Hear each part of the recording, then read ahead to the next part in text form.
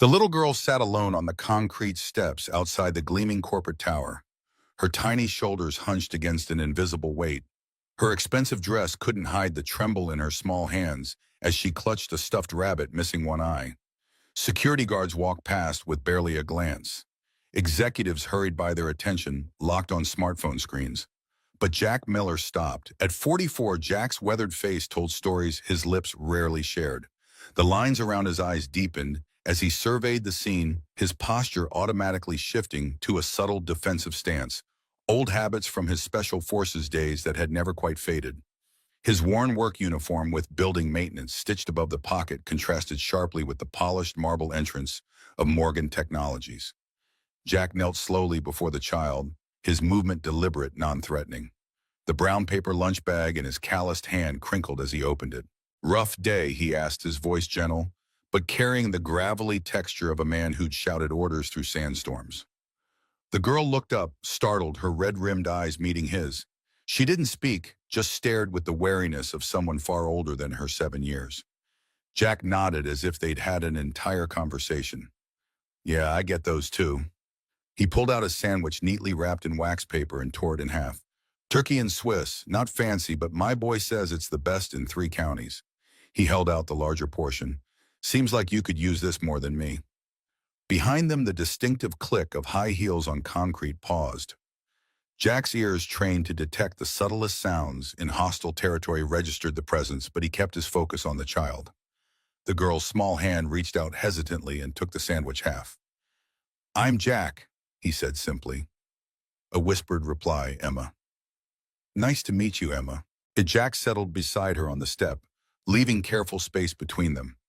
"Mind if I join you for lunch?" As Emma took a small bite, Jack felt eyes boring into his back, calculating, assessing. He recognized the weight of that stare from countless missions. Someone was watching, evaluating, and making decisions that would change everything. Neither Jack nor Emma noticed the sleek black car with tinted windows across the street, or the man inside taking photographs of their exchange. Jack Miller's day began like every other at 4:38 a.m. with the soft beep of his watch alarm. He'd silence it before it completed its second chirp, a habit formed in terrain where sound meant death. His small apartment was still dark as he moved silently to his son's room, placing a gentle hand on Alex's forehead. The boy's breathing was steady tonight, no wheezing. Jack allowed himself a moment of relief before beginning his morning ritual. Coffee. Meds for Alex arranged by the breakfast plate. Lunch packed, 1 sandwich, an apple, and a protein bar. Bills sorted into 3 piles, paid, must pay, and impossible. The last pile grew taller each month, dominated by medical statements with red stamps declaring past due. Jack stared at his son's inhaler prescription refill, needed $175 without insurance. His jaw tightened as he tucked his last 20 into Alex's lunch money envelope. "Dad," Alex appeared in the doorway, hair tousled from sleep, looking smaller than his 7 years in oversized pajamas. "You're doing the worry face again." Jack's expression immediately softened. "Just thinking, buddy. How's the breathing this morning?" "Good." Alex shuffled to the table, climbing onto his chair. "Did you make another sandwich sacrifice to the lunch gods?" Jack smiled, the rare expression transforming his stern features. "What makes you say that?" "'Cause your lunch bag looks empty." Alex pointed to the paper bag containing only an apple and protein bar. "Sharp eyes, just like your old man." Jack ruffled his son's hair. "Mrs. Henderson next door made too much casserole yesterday. She's sending me with leftovers." The lie came easily, cushioned by necessity. Alex didn't need to know that Mrs. Henderson had been gone all week visiting her sister, or that Jack would work through lunch again. What mattered was the medicine, the rent, and keeping his boy's world intact after Melissa's death 3 years ago. "Get ready for school, soldier. Bus comes in 20. Jack straightened to his full height, giving a playful salute that Alex returned with giggling seriousness. As Alex dressed, Jack allowed himself one moment of weakness, leaning against the kitchen counter. Eyes closed, shoulders momentarily slumped. The photograph on the refrigerator caught his attention, himself in desert camo arm, slung around another soldier. Michael Morgan grinned back at the camera, both men younger, less burdened. Jack touched the image briefly, the familiar ache in his chest flaring. "I'm keeping my promise, Mike," he whispered, "no matter what it takes." The maintenance corridors of Morgan Technologies were a labyrinth of pipes, electrical panels, and service elevators that Jack navigated with practiced efficiency. His tool belt clinked softly against his hip as he moved through the building's skeleton, invisible to the corporate world that pulsed on the other side of the walls. It was a different kind of reconnaissance, less deadly, but requiring the same attention to detail. Jack checked his watch, 10:45 a.m. He'd skipped the employee break room, avoiding the pitying glances when others noticed his empty lunch table spot again. The encounter with the little girl on the steps had delayed his maintenance schedule, but he couldn't bring himself to regret it. Something in her eyes reminded him too much of Alex after the funeral, lost confused, trying to be brave when the world made no sense. His radio crackled. "Miller, we need you on 32. Executive bathroom leak." "Copy that. On my way." Jack adjusted his course, taking the service elevator to the executive floor, a rare venture into the company's gleaming upper realm. The 32nd floor was another world, all glass, chrome, and hushed conversations. Assistants with perfect hair moved between offices carrying tablets instead of tools. Jack kept his eyes forward, ignoring the curious glances at his uniform as he followed the discreet signs to the executive restroom.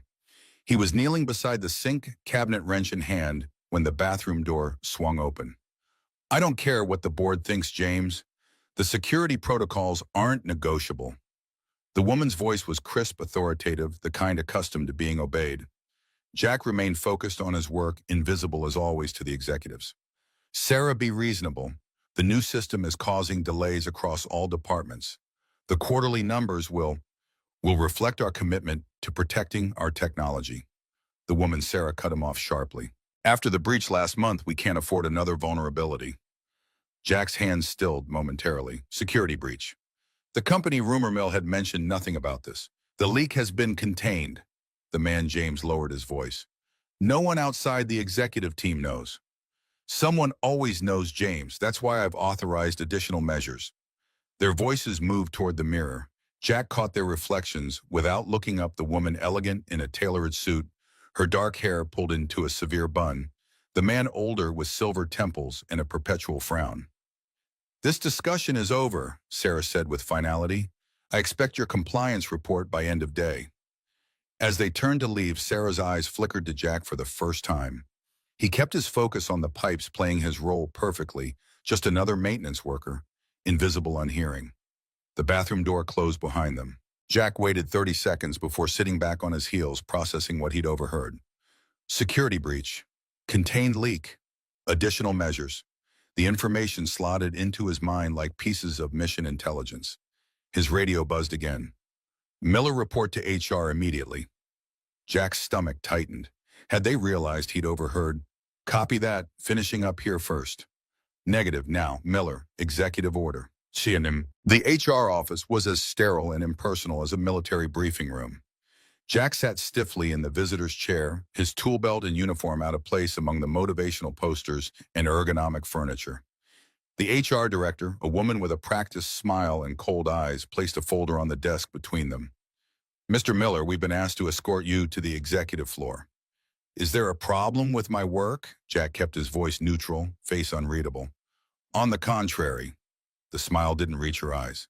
"Ms. Morgan has specifically requested you." Jack's pulse quickened slightly. Morgan. The name still hit like shrapnel even after 5 years. Surely a coincidence. Morgan was a common name after all. "May I ask why?" "That's between you and Ms. Morgan." The HR director stood. "Please follow me." They rode the elevator in silence, ascending to the uppermost floor. Jack cataloged escape routes and security cameras out of habit, noting the increased presence of guards as they approached the CEO suite. The mahogany double doors opened to reveal a corner office with floor-to-ceiling windows overlooking the city. And there she was, the woman from the bathroom, standing with her back to him, staring out at the skyline. The HR director slipped away, closing the door softly behind her. "Jack Miller," the woman said without turning, "former Staff Sergeant, 5th Special Forces Group, expert in tactical operations, communications, and mechanical systems." She turned slowly. "Honorably discharged 5 years ago following the Khorasan province incident." Jack stood at parade rest, his face impassive despite the jolt that ran through him at the mention of Khorasan. "Yes, ma'am." "Do you know who I am, Mr. Miller?" She approached her desk, moving with the controlled precision of someone who measured every action. "You're Miss Morgan, the CEO." Jack maintained eye contact, revealing nothing. She studied him for a long moment. "Sarah Morgan, though my legal name is Sarah Morgan Davidson." The room seemed to tilt slightly. Jack's mind raced through implications, possibilities. Could it be, "You still don't recognize me"?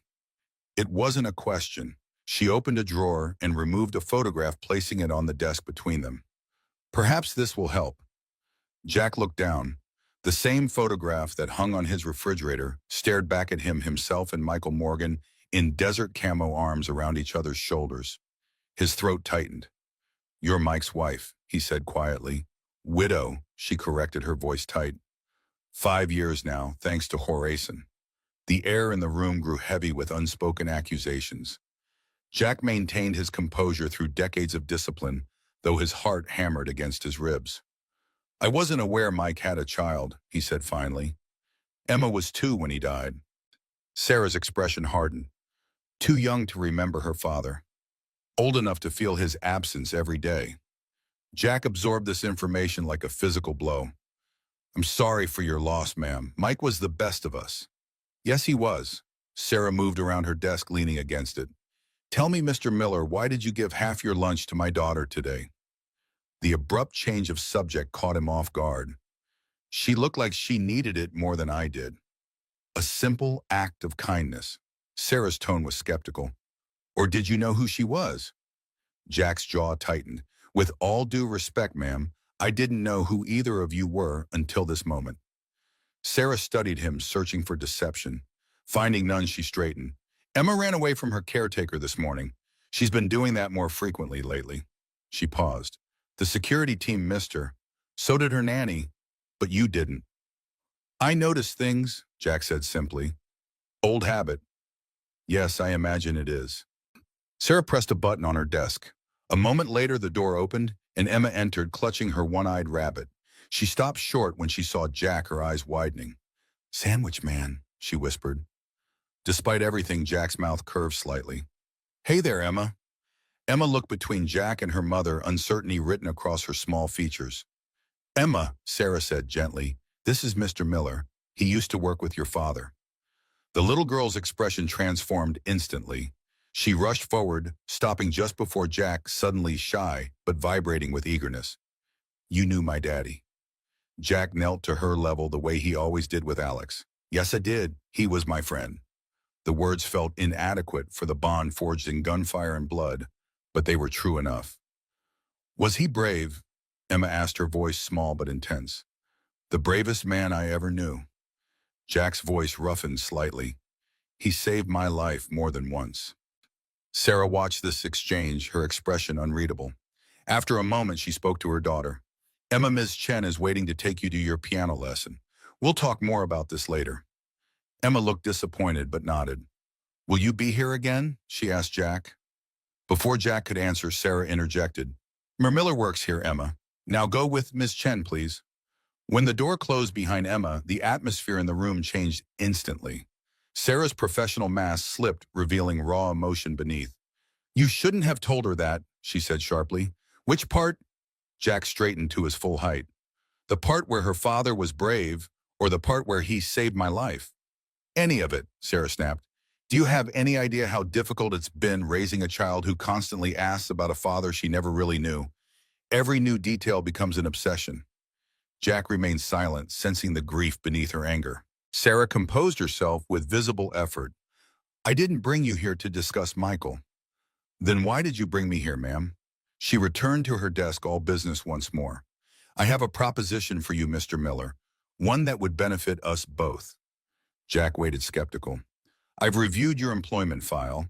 You've been with building maintenance for 3 years despite being significantly overqualified. Your performance evaluations are excellent, but you've turned down 2 promotions."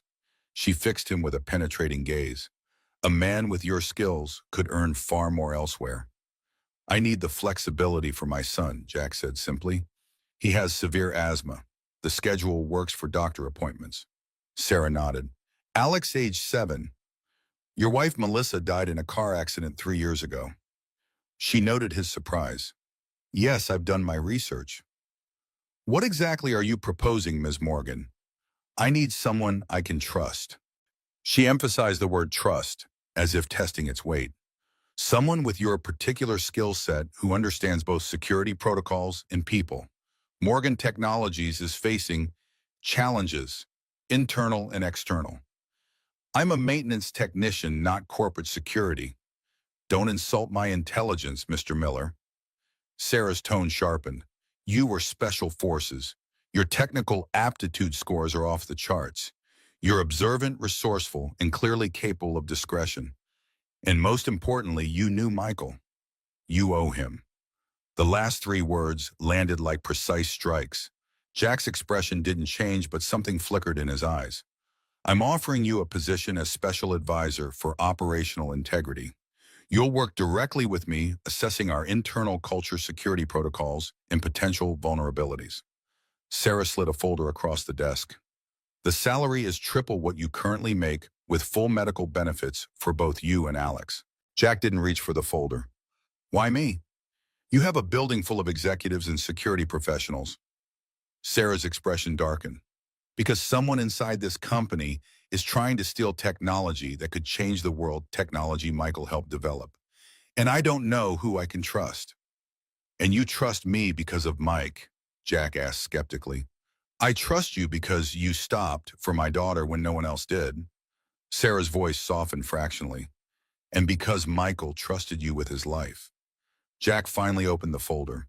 The contract inside outlined responsibilities that went far beyond consulting, intelligence gathering, personnel, assessment, security protocol development. The salary figure made his breath catch, enough to cover Alex's medical bills, enough for them to move to a better apartment, maybe even start a college fund. There's one more thing, Sarah added. Emma has become attached to the idea of you already. She needs stability, male influence. Part of this role would involve being present for her occasionally company events, certain outings. Nothing excessive. Jack looked up sharply. You want me to be some kind of substitute father figure? I want you to be a connection to her real father, Sarah corrected, and to provide the security expertise this company desperately needs. Jack closed the folder. I'll need time to consider this. You have until tomorrow morning. Sarah stood, signaling the end of the meeting. This opportunity won't come again, Mr. Miller. As Jack turned to leave, she added, and Jack, no one can know about this arrangement, not even your son. As far as anyone is concerned, you're a corporate culture consultant who impressed me with your people skills. Jack paused at the door. With all due respect, Ms. Morgan, I don't lie to my son. Then consider it classified information, Sarah countered. Something I imagine you're familiar with. Their eyes locked in silent battle. Finally, Jack gave a curt nod and left. Jack's apartment felt smaller than usual that night, the walls closing in as he sat at the kitchen table. The contract spread before him. Alex was asleep in the next room, his breathing monitored by the second-hand medical device Jack had repaired himself. The photograph of Jack and Michael stared up at him from beside the contract, a ghost from another life, another world. Jack ran a hand over his face, exhaustion seeping into his bones. His phone vibrated with a text message. Need your decision by 8 a.m. SM. Followed immediately by another. Alex's medical coverage would be retroactive to today. All existing bills covered. Jack stared at the message, anger and gratitude warring within him. She was using his son as leverage, and it was working. He moved to Alex's doorway, watching his son sleep. The boy looked so much like Melissa, it sometimes hurt to look at him, the same determined chin, the same gentle expression, even in sleep. The inhaler sat on the bedside table, nearly empty.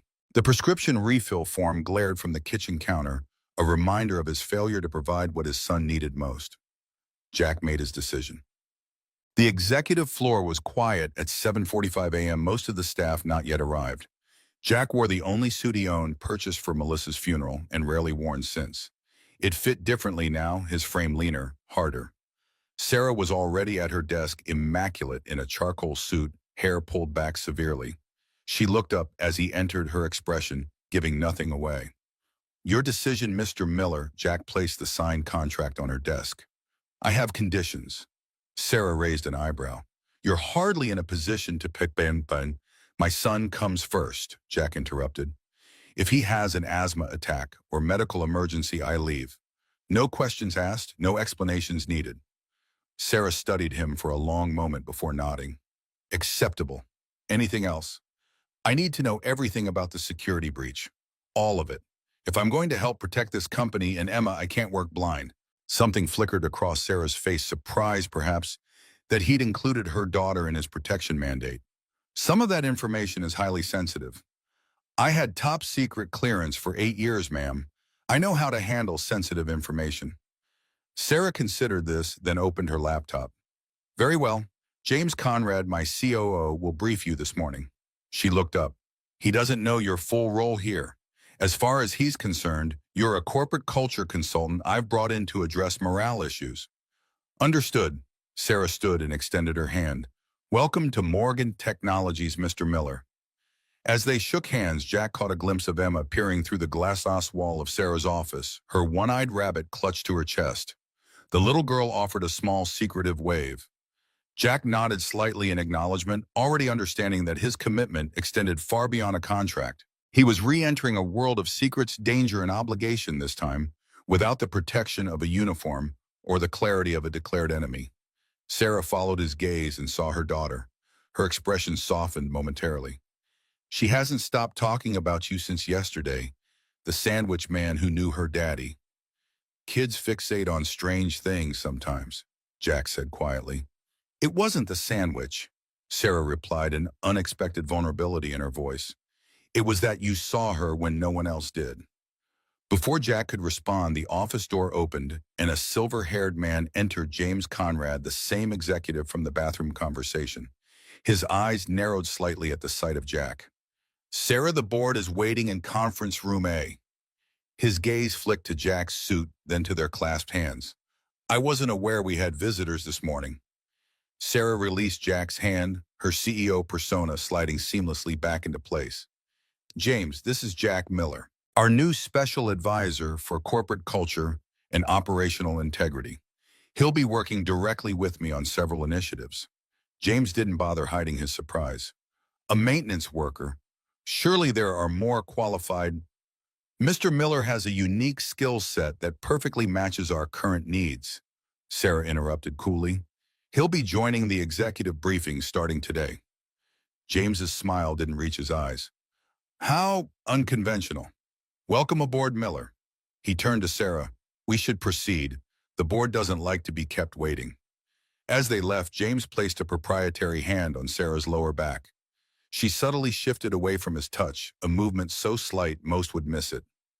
But Jack caught it along with the flash of irritation in James's eyes. Interesting, Jack thought. Very interesting. Alone in the office, Jack moved to the window surveying the city below.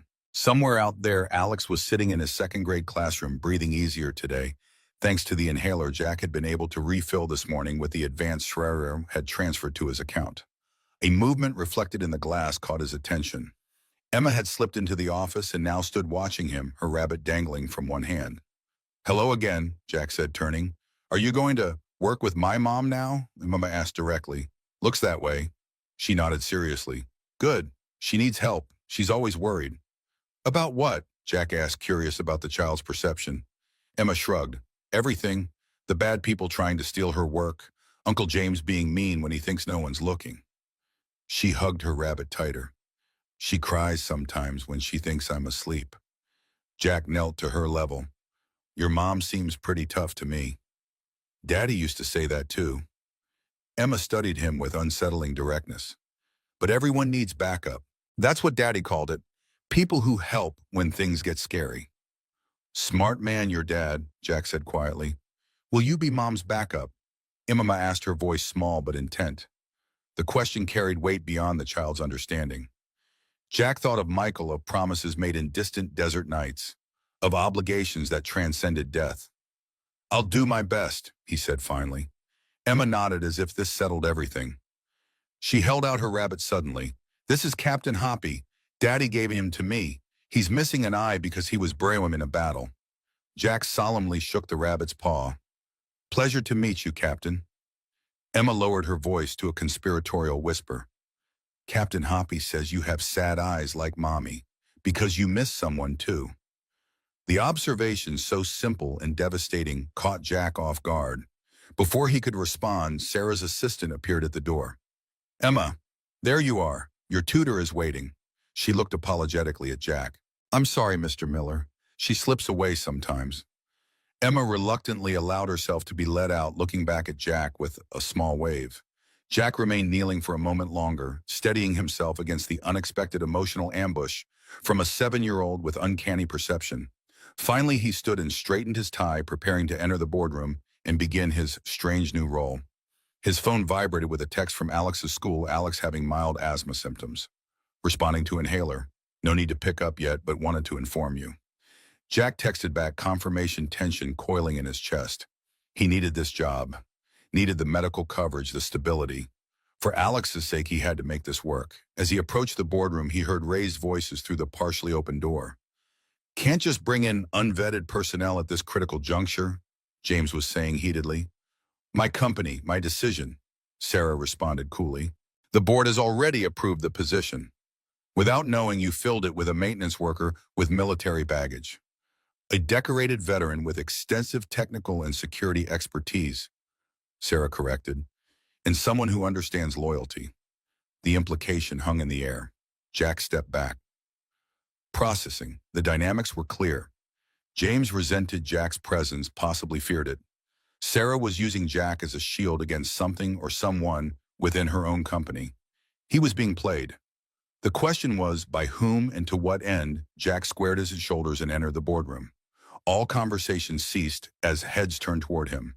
Sarah stood at the head of the table, her posture radiating authority despite being the youngest and only woman in the room. "Gentlemen, this is Jack Miller, our new special advisor." Her eyes met Jack's, a silent message passing between them. "He'll be leading our vulnerability assessment starting today." Vulnerability. The word choice was deliberate. Jack understood instantly that she wasn't just talking about company systems. "Mr. Miller," James said with forced cordiality, "perhaps you could share your qualifications with the board." All eyes turned to Jack expectantly. Sarah watched a subtle challenge in her gaze. Jack smiled slightly, the expression never reaching his eyes. 15-year Special Forces. Expert in identifying weaknesses, exploiting them, and eliminating threats. He let the military precision of his voice do its work. "I find what's broken before it breaks you." The room fell silent. Several board members shifted uncomfortably. "I look forward to working with each of you," Jack continued smoothly, "especially those of you with nothing to hide." James's knuckles whitened around his pen. Sarah's lips curved in the ghost of a smile. "Let's begin, shall we?" As the meeting commenced, Jack observed the power dynamics at play, cataloging reactions, alliances, tensions. His military training had prepared him to read people as well as battlefields, to identify threats before they materialize. And there was definitely a threat in this room. He could feel it like an approaching storm. What had he gotten himself into? More importantly, what had Sarah Morgan drawn him into? As if reading his thoughts, Sarah glanced his way, her eyes conveying a simple message: trust no one. Little did she know that had been Jack's policy for 5 long years. Since Khorasan. Since the mission that killed Michael Morgan and left Jack with nightmares that woke him gasping in the dark. Some ghosts never died. Some oaths never ended. And the silence between them concealed secrets that could destroy them all. Jack stood in the executive bathroom. Hands braced against the marble countertop, tie loosened and collar damp with sweat. The fluorescent lights highlighted the new tension lines around his eyes. 2 weeks at Morgan Technologies had aged him more than 2 years in combat zones. He splashed cold water on his face, the shock bringing momentary clarity. In the mirror, his reflection stared back, a stranger in borrowed clothes playing a dangerous game. The expensive suit Sarah had insisted on purchasing for him still felt like a costume. His phone vibrated. Alex's school again. Asthma symptoms returning. Nurse monitoring. Will update. Jack's jaw tightened. Despite the comprehensive health care now covering Alex's treatments, his son's condition seemed to be worsening. The new medication wasn't working as well as promised. The specialist appointment was still 2 weeks away. The bathroom door swung open. James Conrad entered, pausing slightly when he saw Jack. His surprise quickly masked by a practiced smile. "Miller, hiding from the board meeting." James straightened his already perfect tie, positioning himself at the adjacent sink. Taking a moment to review my notes, Jack replied evenly. James chuckled, the sound hollow. Notes? Right. His eyes met Jack's in the mirror. You know, I've been doing some note-taking of my own, about you. Jack maintained his neutral expression, though his senses shifted to high alert. Find anything interesting? Fascinating reading, actually. James turned, leaning against the counter with calculated casualness. Your military record, or rather the unredacted portions. Jack dried his hands slowly, methodically. Public record. Not all of it, James's smile thinned. Coruscant, for instance. Quite the clusterfuck from what I gather. The name hung between them like a live grenade. Jack kept his breathing steady, his expression unchanged despite the sudden roaring in his ears. I'm sure you have a point, Conrad. Just curious why Sarah would hire the man who survived the mission that killed her husband. James straightened his cuffs, especially since the details of that mission remain so mysteriously classified. Jack turned to face him directly. You'd have to ask Ms. Morgan about her hiring decisions.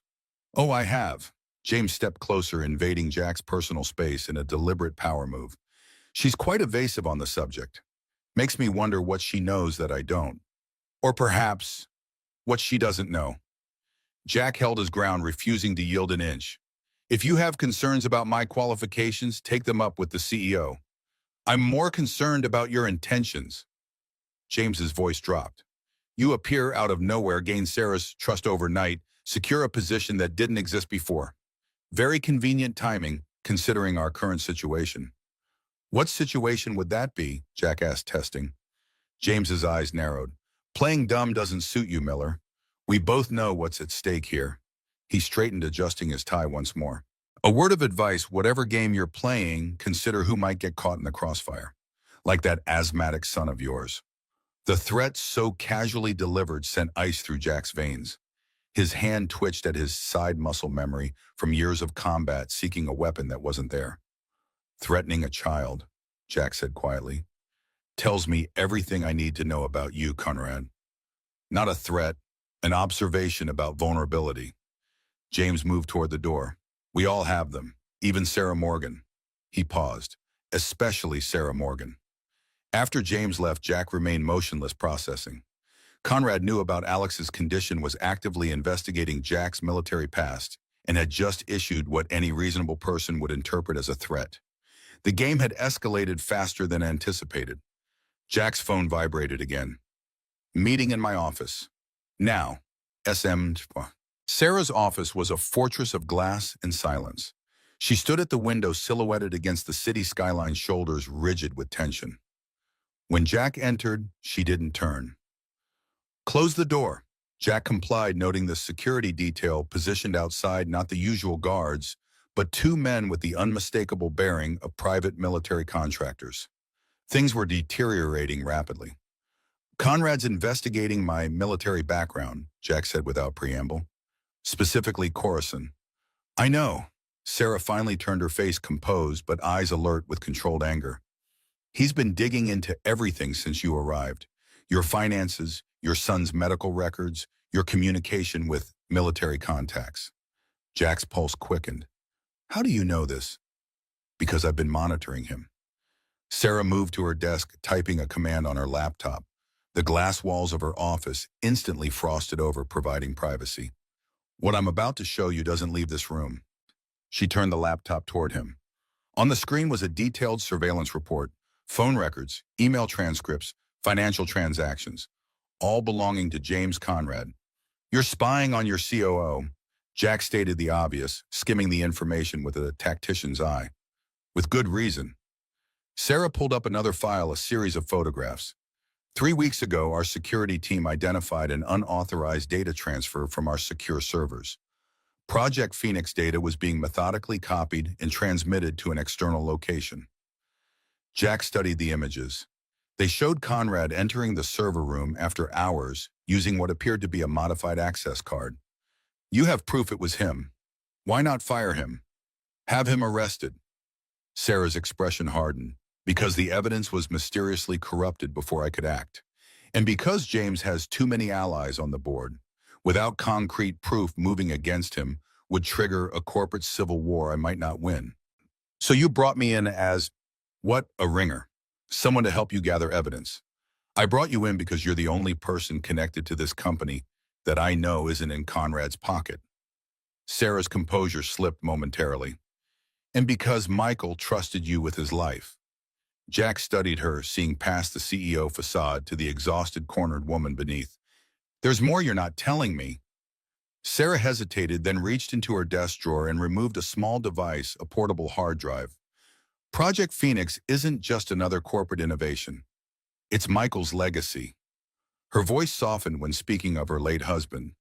A quantum encryption system that could revolutionize data security worldwide. The military applications alone, she trailed off, making it extremely valuable to competitors or foreign governments, Jack concluded. Sarah nodded. We've detected at least 3 sophisticated hacking attempts in the past month. But the real threat isn't external. Her eyes met his. It's internal. Someone's been systematically undermining our security protocols, creating backdoors. And they're using their position on the executive team to do it. Conrad, I believe so, but I need proof that will stand up to board scrutiny and legal challenges. Sarah's fingers tightened around the hard drive. Michael died protecting similar technology in Coruscant. I won't let his final project fall into the wrong hands. The mention of Coruscant sent a familiar jolt of adrenaline through Jack's system. The memories surfaced like shrapnel working its way to the skin blood on sand. Desperate radio calls, Michael's voice cutting through gunfire. Get to the extraction point. That's an order, Miller. Jack pushed the memories down, focusing on the present threat. What exactly do you need from me? Find me proof, concrete, irrefutable evidence of Conrad's activities. Use whatever methods necessary. Sarah's expression was deadly serious. In the meantime, I need you to implement new security protocols, something Conrad won't anticipate or be able to circumvent. And my cover story, the corporate culture consultant role, maintain it. It gives you access to every department, every level of the company. Talk to people, gain their trust. Someone knows something, and Sarah slid a keycard across the desk. This gives you unrestricted access to all areas of the building. Jack picked up the card, weighing the implications. Conrad threatened my son today. Sarah's expression darkened. What did he say exactly? Jack recounted the bathroom conversation verbatim. When he finished, Sarah was silent for a long moment. I'll arrange additional security for Alex, she finally said. Private, discreet. He won't even know they're there. No, Jack's response was immediate. No surveillance on my son without my direct oversight. This isn't negotiable, Jack. Conrad has made it clear he's willing to target your family, which is exactly why I'll handle Alex's security myself. Jack's voice carried the unmistakable authority of a command officer. You focus on protecting your daughter and your company. Their eyes locked in silent confrontation, neither willing to yield. Finally, Sarah nodded once, a reluctant acknowledgement of his boundary. Have it your way, but if anything happens to Alex because of your stubbornness, nothing will happen to my son. Jack interrupted, his tone leaving no room for doubt. Now tell me everything you know about Conrad's routine, his access points, and his vulnerabilities. For the next hour, they mapped out Conrad's activities, identifying patterns and potential weaknesses. As they worked, Jack noticed Sarah repeatedly glancing at her phone. Problem, he finally asked. Emma's school called. She had another episode. Sarah's voice remained professional, but Jack caught the undertone of worry. Panic attack. 3rd one this month. Jack remembered the small, solemn girl with the one-eyed rabbit. Is she getting help? The best child psychologist money can buy. Sarah's lips pressed into a thin line. They say she's struggling with abandonment issues. Apparently it's common in children who've lost a parent. The shared understanding hung between them both. Single parents trying to protect children marked by loss. Alex has nightmares, Jack offered unexpectedly. Calls out for his mother. Doesn't remember it in the morning. Sarah looked up, surprise flickering across her features at this personal disclosure. Emma sleepwalks, ends up in Michael's old office curled up in his chair. A moment of connection, brief but genuine. Then Sarah straightened, professional mask sliding back into place. I want preliminary security recommendations by tomorrow morning. And I need you to start vetting the technical team discreetly. One of them may be helping Conrad. Jack nodded, recognizing the dismissal. As he turned to leave, Sarah called after him. Jack, don't trust anyone, not even me. Verify everything. He paused at the door. Is that what Michael would have advised? A flash of something pain perhaps crossed Sarah's face. Michael was trusting to a fault. It's what got him killed. The words hit with precision, reopening old wounds. Jack left without responding, the weight of unspoken history heavy between them. The technical department of Morgan Technologies occupied the entire 15th floor, a sprawling landscape of workstations, test labs, and collaborative spaces. Jack moved through it methodically, building on his cover as the corporate culture consultant while gathering intelligence on the Project Phoenix team. He'd spent the morning conducting employee satisfaction interviews, strategically selecting staff members with access to the project's various components. The picture emerging was troubling. Multiple security protocols had been relaxed in recent months, always with executive authorization, specifically James Conrad's. Now, Jack sat across from Ellie Chen, lead encryption engineer, and according to Sarah's files, in one of Michael Morgan's original team members. Unlike the other staff who had been either nervous or dismissive of Jack's questions, Chen regarded him with open suspicion. These don't sound like culture questions, Mr. Miller, she said, tapping her stylus against her tablet. They sound like security audit questions. Jack smiled disarmingly. Company culture includes how safe people feel at work, both physically and digitally. Uh-huh. Chen wasn't buying it. And your background in building maintenance qualified you for this role. How exactly? You'd be surprised what you learn fixing things that others break, Jack replied evenly. People talk around the maintenance guy. They reveal things. Chen studied him, her sharp intelligence evident. What are you really doing here, Miller? Because Sarah Morgan doesn't hire people without a specific purpose in mind. Jack decided to take a calculated risk. What do you know about Project Phoenix's security protocols being altered? Chen's eyes widened slightly, confirmation that Jack had struck a nerve. She glanced around the open workspace, then lowered her voice. Not here. Meet me in Lab C at 7 p.m., after most people have left. Jack nodded once, keeping his expression neutral for any watching eyes. Thank you for your feedback on our company culture initiatives, Miss Chen. Your insights are valuable. As he stood to leave, Chen added in a normal volume, you might want to check with the UX team on the 12th floor. I hear they have some strong opinions about the cafeteria situation. A cover suggestion. Smart woman. Jack spent the next several hours methodically working his way through the technical department, mapping relationships, identifying potential vulnerabilities, both technical and human. He kept his questions innocuous, his manner unassuming, but his mind cataloged every reaction, every hesitation, every glance toward Conrad's office. At 6:45 p.m., his phone vibrated with a text from Sarah. Conrad called emergency executive meeting for tomorrow morning. Claims to have significant security concerns to address. Jack frowned. Conrad was accelerating his timeline, which meant Jack needed to do the same. Understood. Meeting Chen now. We'll update after. He made his way to Lab C, a secure testing facility tucked away in the northeast corner of the floor. His new access card granted him entry to the otherwise restricted area. Inside the lab hummed with the sound of advanced computing equipment. Monitors displayed lines of code and simulation models that Jack recognized as encryption algorithms. Chen was already there, her back to the door, fingers flying across a specialized keyboard. You're 3 minutes early, she said without turning around. Military habit. Something like that. Jack remained near the door, positioning himself to observe both Chen and the lab entrance. You wanted to talk privately. Chen finished her typing sequence, then spun her chair to face him. First, I need to know who you really are and why Sarah brought you in now of all times. I'm exactly who she says I am. A consultant helping identify company vulnerabilities. Bullshit. Chen's bluntness was refreshing after weeks of corporate doublespeak. You carry yourself like military. Your eyes constantly scan for threats, and you ask questions that have nothing to do with corporate culture. Jack maintained his calm exterior. Why did you agree to meet if you don't trust me? Because something's wrong with Phoenix and no one will listen. Chen's expression hardened. Security protocols I personally designed have been altered, access restrictions removed, and every time I flag it, Conrad overrides my concerns, citing operational efficiency. Now they were getting somewhere. When did this start? 3 months ago, right after the last board evaluation of the project. Chen stood and moved to a secondary workstation. Look at this. She pulled up a series of security logs highlighting specific entries.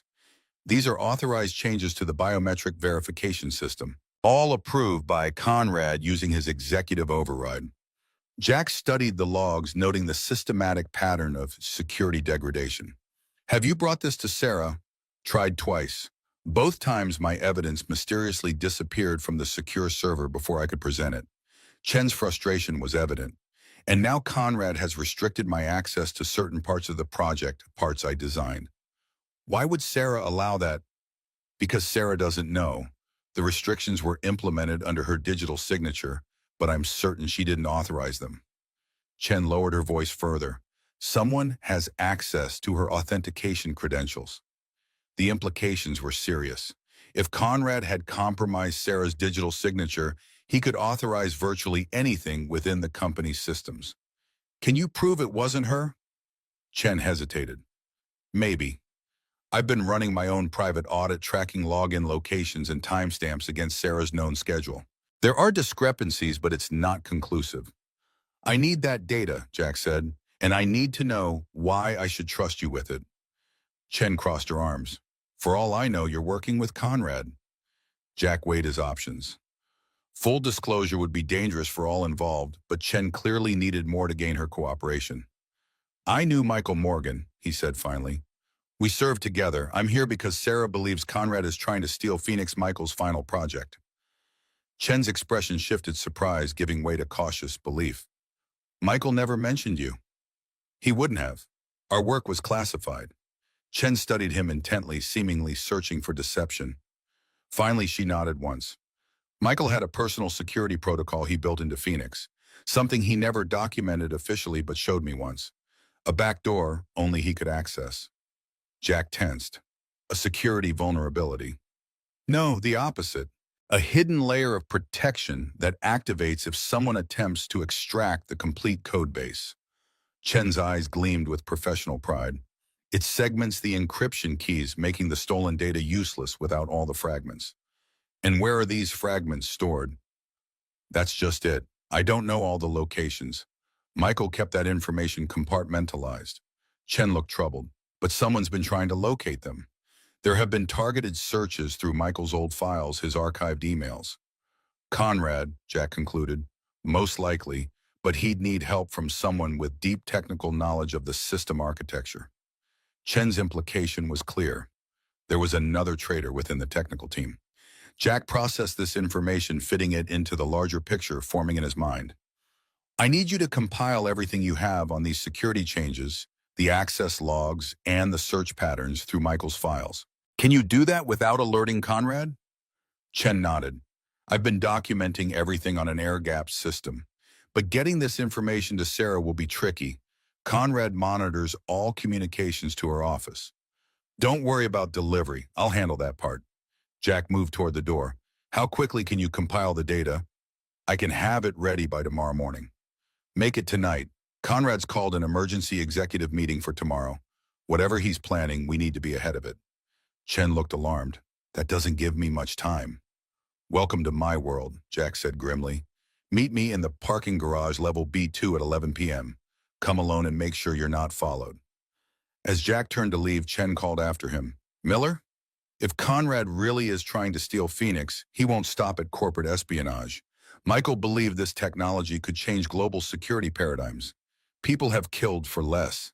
I'm counting on it, Jack replied, his hand unconsciously moving to where his sidearm would have been in his military days. Just be careful. Trust no one. Not even you, Chen asked pointedly. Jack met her gaze steadily. Especially not me. Verify everything. A ghost of a smile touched Chen's lips. Now you sound like Michael. The comparison sent an unexpected pang through Jack's chest as he left the lab. Michael Morgan's shadow seemed to grow longer with each passing day at the company, a constant reminder of Jack's failure to protect his friend in Coruscant. Some debts could never be repaid, but perhaps they could be honored. Mhm. The parking garage was deserted at 10:55 p.m., the concrete structure echoing with the distant sounds of the city. Jack had arrived 30 minutes early, sweeping the area for surveillance devices and potential ambush points. Old habits died hard. He positioned himself near a concrete pillar, back protected with clear sight lines to all approaches. His rental car was parked nearby, engine still warm from his quick trip to check on Alex. His son had been sleeping peacefully when Jack slipped into their apartment, the new asthma medication finally taking effect. Jack had stood in the doorway watching Alex's steady breathing for several precious minutes, the sight centering him amid the day's chaos. Before leaving, he double-checked the new security measures he'd installed, discreetly upgraded locks, window sensors, and a panic button, disguised as a nightlight beside Alex's bed. Now as he waited for Chen, Jack reviewed his mental map of the situation. Conrad was moving quickly, likely aware that Jack was closing in. The emergency board meeting suggested he was preparing to make his move, either securing the remaining fragments of Phoenix or orchestrating Sarah's removal as CEO. The sound of approaching footsteps pulled Jack from his thoughts. Chen emerged from the stairwell, the tablet clutched to her chest, eyes darting nervously around the dimly lit garage. Jack stepped slightly into the light, allowing her to see him without speaking. Chen hurried over to relief evident in her posture. "I was worried you wouldn't be here," she said quietly. "Did anyone follow you?" "No, I took the service elevator down to the loading dock, then doubled back through the maintenance corridors." Chen handed him the tablet. "Everything's here: security logs, access, changes, timestamp, discrepancies, plus my analysis of the search patterns through Michael's archive files." Jack took the device quickly, verifying its contents. "This is exactly what we need. Good work." "There's something else." Chen glanced around again before continuing. "I found a hidden subroutine in the Phoenix architecture. Something even I wasn't aware of until I started digging deeper." Jack looked up sharply. "What kind of subroutine?" "It's like a digital dead man switch. If certain parameters are met, I can't fully determine, the entire system initiates a shutdown sequence and sends alerts to multiple external servers." Chen's expression was troubled. "The code signature matches Michael's personal style, but it's not documented anywhere in the official architecture." "A fail-safe," Jack murmured. "Something he built in case the technology fell into the wrong hands." Chen nodded. "And there's more. The subroutine contains encrypted coordinates, physical locations. 5 of them. The fragment locations," Jack concluded. "He built a map into the system itself." "Exactly. But accessing those coordinates requires an encryption key I don't have." Chen looked frustrated. "Without it, they're just meaningless strings of numbers." Jack's mind raced with implications. If Michael had built a failsafe into Phoenix complete with a hidden map to the encryption fragments, he must have anticipated the technology being compromised, which meant he'd also have ensured someone could access that failsafe if needed. "Thank you, Ellie. This may be exactly what we need." Jack secured the tablet inside his jacket. "Go home now, different route than you came, and don't come in tomorrow morning." Chen frowned. "But the board meeting?" "Take a sick day, trust me on this." Jack's tone left no room for argument. "And delete any copies of this data from your personal devices." "Already done. That tablet contains the only copy." Chen hesitated. "Be careful, Miller. Conrad has more resources than you might expect for a COO." Jack nodded grimly. "I'm counting on it." After Chen departed, Jack remained in the garage for several more minutes processing the new information. The tablet contained enough evidence to at least raise serious questions about Conrad's activities, but Jack suspected it wouldn't be enough to remove him entirely. Conrad had clearly been preparing for this confrontation, building allies on the board and creating plausible deniability for his actions. What they needed was irrefutable proof of his intent to steal and sell Phoenix technology. And for that, Jack needed to get inside Conrad's private files. He was about to leave when his phone vibrated with a text from an unknown number. "Behind you." Jack's combat instincts kicked in instantly. He dropped and rolled toward the nearest vehicle, drawing the tactical folding knife he kept in his ankle holster, the only weapon he allowed himself to carry in civilian life. The garage remained silent, no movement visible in any direction. Jack stayed low, scanning methodically, controlling his breathing, as he'd been trained to do in ambush situations. His phone vibrated again.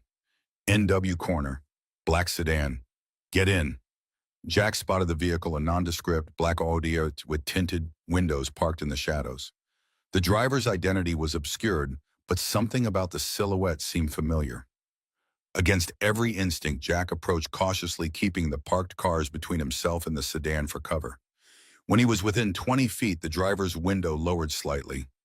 "You've gotten sloppy, Miller. I counted 3 ways I could have taken you down before you even knew I was here." The voice froze Jack in his tracks, gruff, authoritative, with the distinctive cadence of military command. "Colonel Hayes," Jack moved closer, disbelief evident in his voice. The window lowered further, revealing the stern features of Colonel Richard Hayes, Jack's former commanding officer in the Special Forces. The man who had led the Khorasan mission 5 years ago. "Get in before someone sees us together. We need to talk." Jack hesitated, his mind racing. Hayes had retired from active service shortly after Khorasan amid whispers of classified operations gone wrong. His appearance now at this precise moment couldn't be coincidence. "How did you find me?" "I never lost you, son." Hayes's expression remained impassive. "Now get in the damn car. Time's short and you're in deeper shit than you realize." Jack's instincts warred with his curiosity.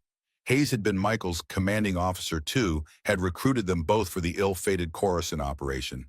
If anyone knew the full story of what had happened there, it was Hayes. Decision made, Jack circled to the passenger side and got in, keeping his knife accessible. "Smart," Hayes commented, noticing Jack's hand position. "Never fully trust anyone, not even old COs."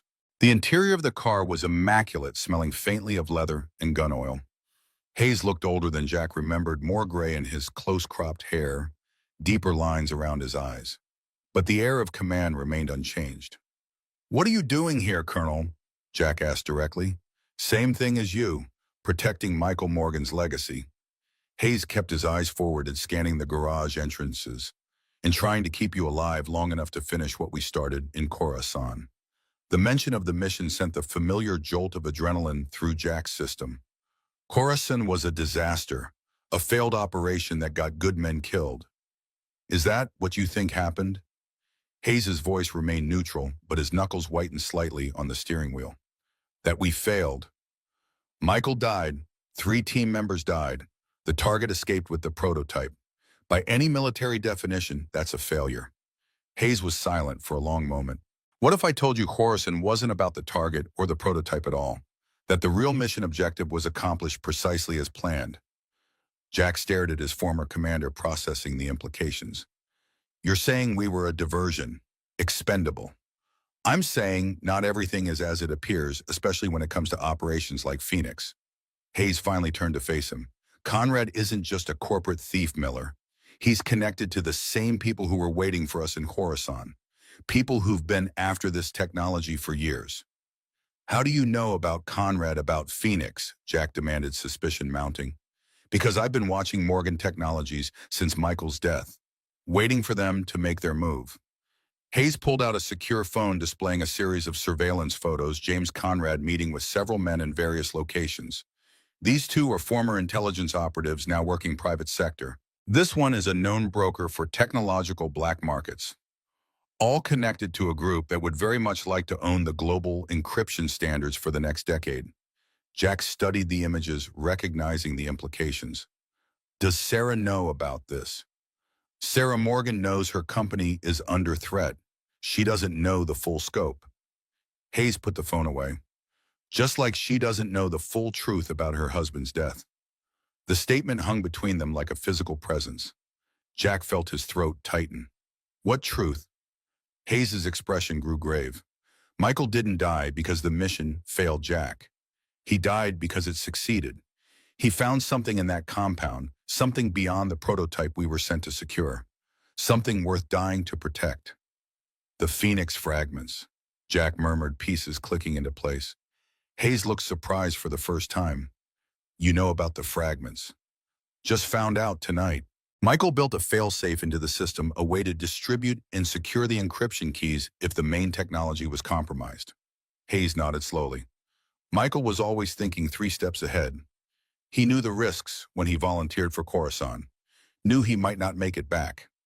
"Then why send him at all?" Jack demanded, old anger resurging. "Why not extract the prototype another way?" Because Michael was the only one who could verify what we were really after. Hayes's voice dropped. The prototype was bait Jack. We knew it had been compromised. What we needed was confirmation of who was waiting on the other end of that transaction.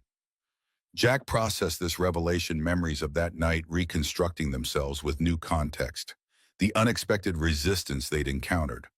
The way Michael had insisted on securing the prototype himself, sending Jack to escort the wounded team members to extraction. You sacrificed him. The accusation fell between them heavy with 5 years of guilt and regret. He sacrificed himself, Hayes corrected firmly. Michael knew exactly what he was walking into. He made his choice to protect the future of the technology he believed in and to identify the network trying to steal it. Does Sarah know any of this? Hayes shook his head. The operation was classified at the highest levels. As far as she knows, Michael died securing a military prototype. Nothing more. Jack leaned back against the seat, the weight of these revelations pressing on him. Why tell me this now? Because history is about to repeat itself. Hayes reached into his jacket and removed a small flash drive. Conrad has been systematically hunting for the Phoenix fragments. He's found 3 already. The last 2 are still secure, but not for long. How do you know this? Because I've been tracking their recovery operations. Hayes handed Jack the drive. This contains surveillance on Conrad's team, financial transfers to known operatives, and communication intercepts. Enough to prove he's working for the same network we encountered in Coruscant. Jack took the drive, turning it over in his hand. Why not take this directly to Sarah? Because I don't know who else in her company is compromised, and the infiltration goes deeper than Conrad. Hayes checked his watch. Tomorrow's board meeting isn't just about Phoenix. It's about removing Sarah from power. Conrad has gathered enough support to force a vote of no confidence. Jack felt a chill of recognition. The classic corporate coup: eliminate the leadership, create chaos, extract valuable assets during the confusion. I need to warn her. You need to secure the remaining fragments first, Hayes countered. If Sarah is removed tomorrow, Conrad will have full access to the company's systems within hours. The fragments are the priority. Where are they? Hayes's expression turned grim. One is with me. The final fragment. He hesitated. Michael entrusted it to you, Jack. You just don't know it yet. Jack stared at his former commander. That's impossible. I would know if... Would you? Hayes interrupted. Think Miller. What did Michael give you before the mission? Something personal, something you'd never part with. Jack's mind raced through his last interactions with Michael before Coruscant. The planning sessions, equipment checks, final briefing, and then a moment in the barracks, just the 2 of them. Hold on to this for me, would you, Lucky Charm? Give it back when we return. The small metal compass, weathered antique with an inscription inside the lid that Jack had never been able to fully decipher. He'd kept it all these years, carrying it in his pocket as a reminder of his fallen friend, of his failure to bring Michael home. The compass, Jack whispered, realization dawning. Hayes nodded. Inside the casing, microdot technology, the final encryption key hidden in plain sight. Jack reached into his pocket, fingers closing around the familiar shape of the compass he carried daily. A talisman of guilt that had unknowingly been a vital piece of Michael's legacy all along. Conrad doesn't know about this. Not yet, but he's getting closer. The people he works for are patient, methodical. They've spent 5 years piecing together what happened in Coruscant, tracking the fragmented technology. Hayes started the car. You need to get that compass and my fragment to Sarah before the board meeting tomorrow. It's her only chance of maintaining control. And then what? Then you finish what Michael started. Hayes put the car in drive. You protect Phoenix from falling into the wrong hands at all costs. The implication was clear, just as Michael had done in Coruscant. I'll drop you at your vehicle. Go directly to Sarah. Share nothing over electronic channels. Trust no one inside that building except her. Hayes paused. And Jack, watch out for the girl. Jack frowned. Emma Yvie, because Conrad knows her importance to Sarah and to the system. What do you mean? Hayes's expression darkened. Michael built redundancies into everything he created, including access protocols. If something happens to Sarah, Emma becomes the secondary access point. Jack concluded, horror dawning. He'd use a child. These people have no limits when billions in technology and global influence are at stake. Hayes pulled up beside Jack's rental car. Go now and remember, trust no one. Verify everything. Jack exited the vehicle, mind racing with implications. As Hayes's car disappeared up the exit ramp, Jack pulled out his phone to call Sarah. No signal. He tried again. Nothing. A flash of movement in his peripheral vision was his only warning. Jack ducked instinctively as something whistled past his ear, striking the concrete pillar behind him with a metallic ping. Sniper. Jack dropped and rolled beneath a nearby SUV, adrenaline flooding his system. His combat training took over mind cataloging assets, threats, and escape routes in milliseconds. 2 more shots pinged off the concrete nearby, suppressed high-velocity rounds. Professional. Jack crawled rapidly between vehicles, staying low, mentally mapping the shooter's position based on bullet trajectories. Northeast corner elevated position, likely the roof of the adjacent parking structure. His phone vibrated in his pocket, signal returned. Jack pulled it out with one hand while continuing to move toward his vehicle, keeping cars between himself and the shooter's position. A text from Sarah: don't come to the office. Conrad knows. Emma and I are secure. Meet at the fallback location. The fallback location, a protocol they'd established during their first week working together. A small cabin outside the city owned through a shell company, off the grid and secure. Another shot closer this time. The shooter was adjusting, tracking his movement. Jack needed to break the line of sight. He spotted a fire alarm on a nearby pillar. Without hesitation, Jack surged forward in a combat roll, came up beside the pillar, and smashed the alarm glass with his elbow. Sirens blared throughout the garage. Sprinklers activated, filling the space with artificial rain and obscuring visibility. Jack used the chaos to sprint to his vehicle, keeping low and using parked cars as cover. 3 more shots followed him, one grazing his suit jacket as he dove into the driver's seat. Jack gunned the engine tires, squealing on the wet concrete as he accelerated toward the exit ramp. In the rearview mirror, he caught a glimpse of dark figures emerging from a stairwell, at least 3 men in tactical gear, weapons drawn. Not just a sniper team, a full hit squad. Conrad had escalated beyond corporate espionage to outright elimination. Jack swerved to avoid another shot, then accelerated up the ramp and onto the street. His military training took over, executing evasive driving maneuvers through the late-night traffic, constantly checking for pursuit. After 15 minutes of countermeasures and route changes, Jack was reasonably confident he'd lost any immediate tail. He pulled into an all-night diner parking lot, positioning his vehicle for quick exit while maintaining visibility of all approaches. Jack checked himself for injuries, nothing serious, just a graze on his arm where a bullet had torn his jacket. More concerning was the situation itself. Conrad had deployed a professional hit team with military-grade equipment and training. This was no longer just corporate theft. It was an organized operation with significant resources. He needed to reach Sarah and Emma, ensure their safety, then secure the Phoenix fragments before Conrad could acquire them. But first he needed to check on Alex. Jack dialed Mrs. Abernathy, his elderly neighbor, who watched Alex when Jack worked late. She answered on the second ring, her voice groggy with sleep. Jack, is everything all right? Yes, Mrs. Abernathy, sorry to call so late. Just checking on Alex. How's his breathing? Steady as can be. Checked on him not 20 minutes ago. That new medicine seems to be working wonders. Relief flooded through Jack. Thank you. I'm running late. Might not make it home tonight. Would you mind? Say no more, dear. I'll keep an eye on him till morning. You know I don't sleep much anyway. Jack thanked her again before hanging up. At least Alex was safe for now. The security upgrades Jack had installed should deter any casual attempt to reach his son, and Conrad's team would be focused on Jack himself at the moment. Next, Jack texted Sarah, headed to fallback. ETA 90 minutes. Confirmed status. Her reply came seconds later. Confirmed secure. Bring the compass. Jack froze, staring at the message. He had never mentioned the compass to Sarah. Never discussed it with anyone except Hayes just minutes ago. The implications hit like a physical blow.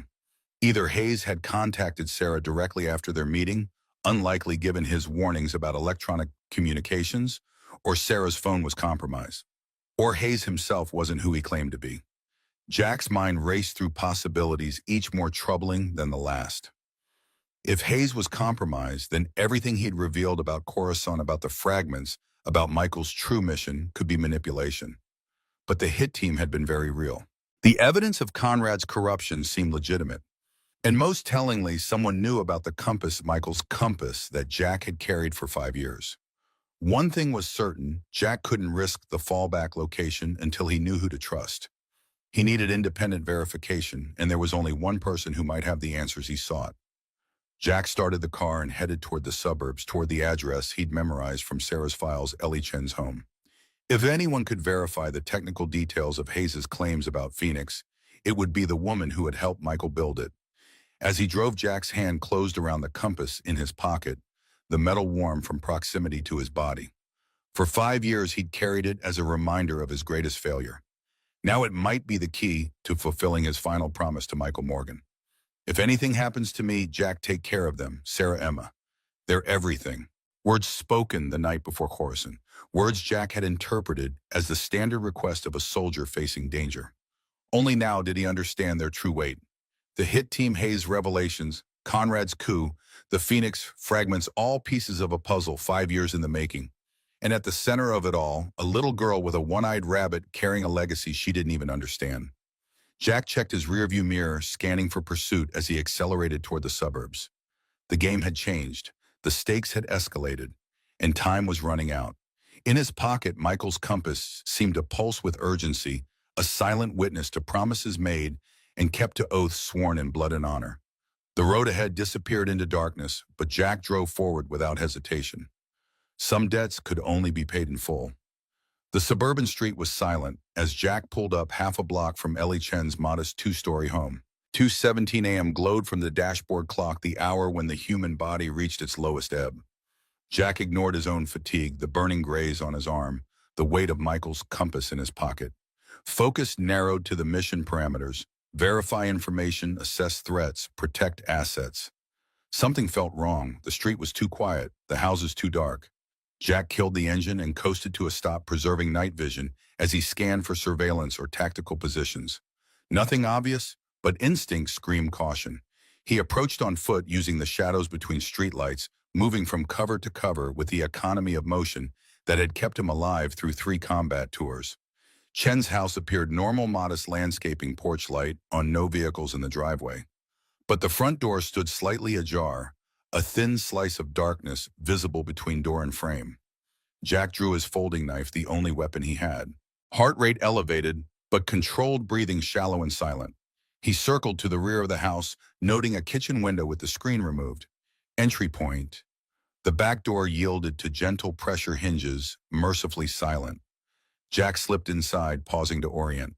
Kitchen, dark. The faint smell of coffee and something else metallic, familiar from countless battlefields. Blood. He moved through the house room by room, clearing each with methodical precision. Living room empty, study undisturbed. At the foot of the stairs, the first sign of struggle, a toppled side table, a framed photograph face down on the carpet. Jack ascended slowly, testing each step before committing his weight knife ready. At the top landing, a streak of darkness against the pale carpet. Blood trail leading to the master bedroom. The door was closed.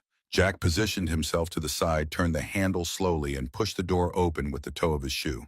"Took you long enough," came a strained voice from within.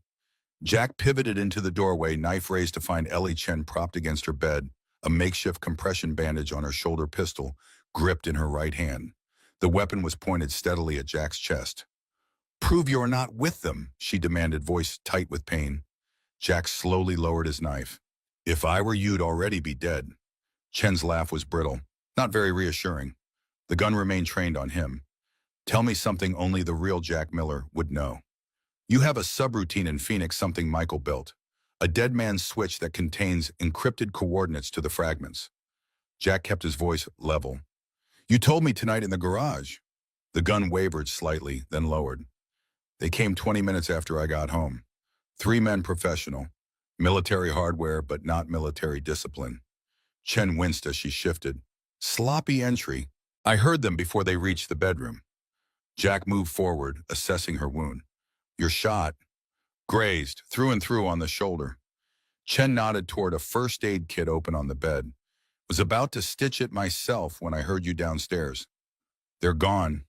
For now, Chen grimaced, grabbed my laptop tablet, kept asking about Phoenix fragments. When I didn't answer fast enough, they decided a bullet might loosen my tongue. Jack knelt beside her, examining the wound. The bleeding had slowed, but not stopped. This needs medical attention. No hospitals, Chen said firmly. They'll be watching. Just help me bandage it properly. As Jack cleaned and dressed the wound, Chen explained what had happened.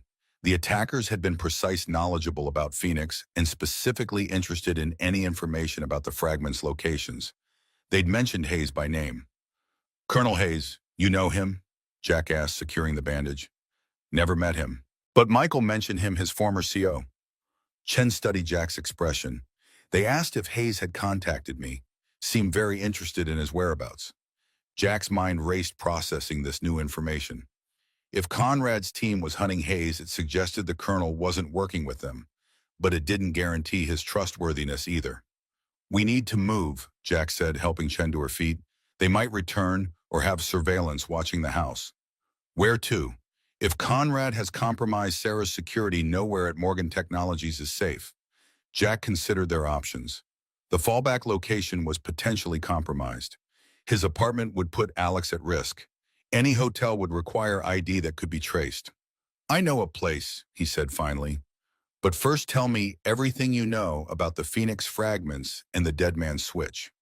Chen leaned against the wall, gathering strength. Michael designed Phoenix with multiple fail-safes. The core technology is useless without 5 specific encryption keys, each hidden separately. The dead man's switch activates if unauthorized extraction is attempted, erasing the central architecture and alerting the key holders. How does the switch know the difference between authorized and unauthorized access? Biometric verification, DNA-based. Chen met his eyes. Michael's DNA, and after him Sarah's and Emma's. The pieces connected in Jack's mind. That's why Hayes said Emma was in danger. If Conrad can't get Sarah's biometric access, he'd use Emma's. Chen's expression hardened. Michael never anticipated someone would threaten his daughter. He built the backup access for her protection, not as a vulnerability. Do you know where any of the fragments are located? Chen shook her head. Michael kept that compartmentalized, said it was safer if no one person knew all 5 locations. She studied Jack intently. But you know something. I can see it in your face. Jack hesitated, then removed the compass from his pocket. Hayes believes this contains one of the fragments. Michael gave it to me before Horasan. Chen's eyes widened. She reached for the compass with her good hand, examining it carefully. The casing, it could conceal a microdot or chip. She looked up at Jack. And Hayes has another fragment. So he claims. Jack took back the compass. But until I can verify his story independently, I'm not trusting anyone with this. Smart, Chen approved. Trust no one. Verify everything. Jack finished the phrase, Michael's words echoing between them. We need to warn Sarah, Chen said. If Conrad's people came after me, they'll target her and Emma next. Already tried. Her communications may be compromised. Jack helped Chen toward the stairs. We need to move now, establish secure contact, and develop a counter strategy before the board meeting. As they descended, Chen asked the question Jack had been avoiding. If Horasan was about the Phoenix fragments all along, what really happened to Michael? Jack's jaw tightened. The memories surged like a physical wave. Gunfire explosions, the frantic radio calls, Michael's final order. Get our men out, that's an order, Jack. I don't know, he admitted finally. Not all of it. Hayes says Michael sacrificed himself to protect the technology to keep it out of enemy hands. The words felt hollow, insufficient. I was extracting wounded team members.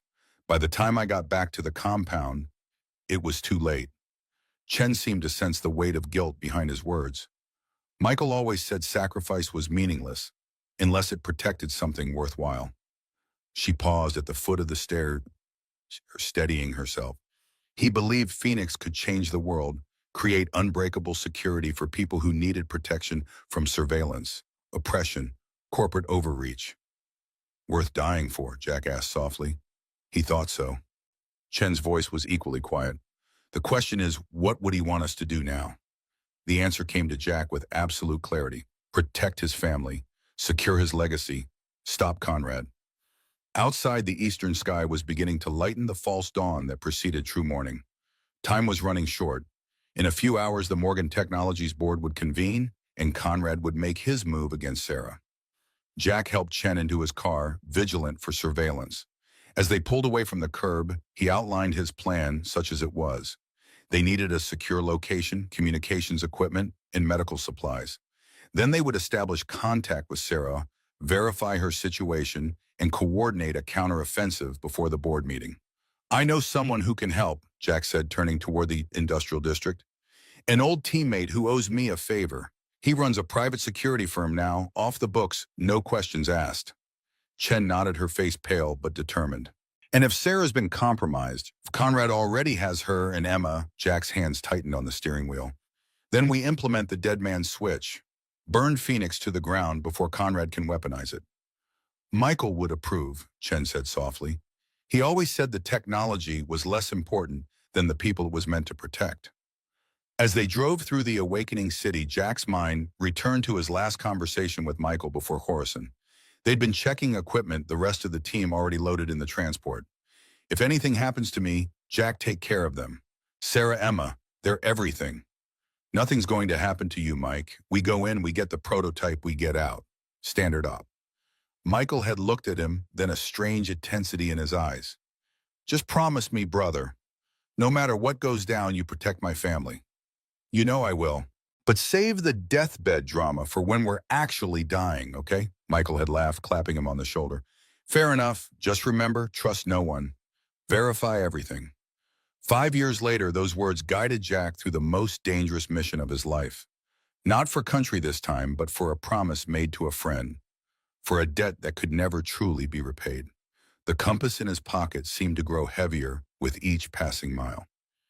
The industrial warehouse looked abandoned, its exterior weathered and unremarkable among dozens of similar structures. But Jack noted the discreet security cameras, the reinforced entry points, the clear sight lines from multiple vantage points, defensive architecture disguised as urban decay. He parked in an adjacent lot, scanning for surveillance before helping Chen from the car. Her color had improved slightly, but the makeshift bandage was soaked through. She needed proper medical attention soon. Jack approached the side entrance, positioning Chen behind him as he knocked 3 short, too long a pattern from another lifetime. Seconds passed, then the sound of multiple locks disengaging. The door opened to reveal a mountain of a man's shaved head gleaming under fluorescent light, arms corded with muscle and tattoos. His impassive expression broke into a wide grin at the sight of Jack. Miller, you ugly bastard! The man engulfed Jack in a brief, powerful embrace before stepping back to assess him. You look like shit. Thanks, Decker. You're as charming as ever. Jack gestured to Chen. She needs medical attention.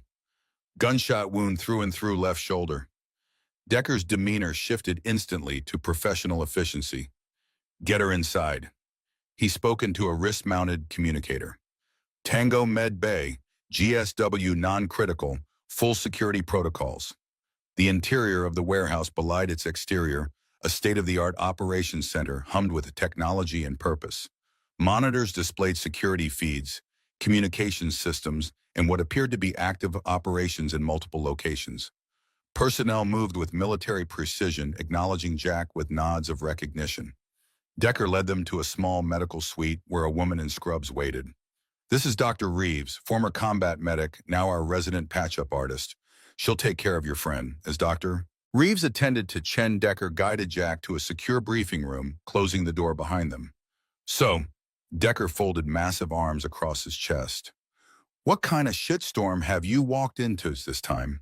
Jack gave him the condensed version, his position at Morgan Technologies, Conrad's corporate espionage, the Phoenix technology, and the escalation to armed pursuit. He omitted Hayes the compass and the specifics of Khorasan, sharing only what Decker needed to understand the immediate threat. Decker listened without interruption, his expression growing more serious with each detail. When Jack finished, he let out a low whistle. Corporate black ops with military hardware. Ballsy. Decker leaned forward. What do you need? Secure communications, medical supplies, tactical gear if you can spare it. Jack hesitated.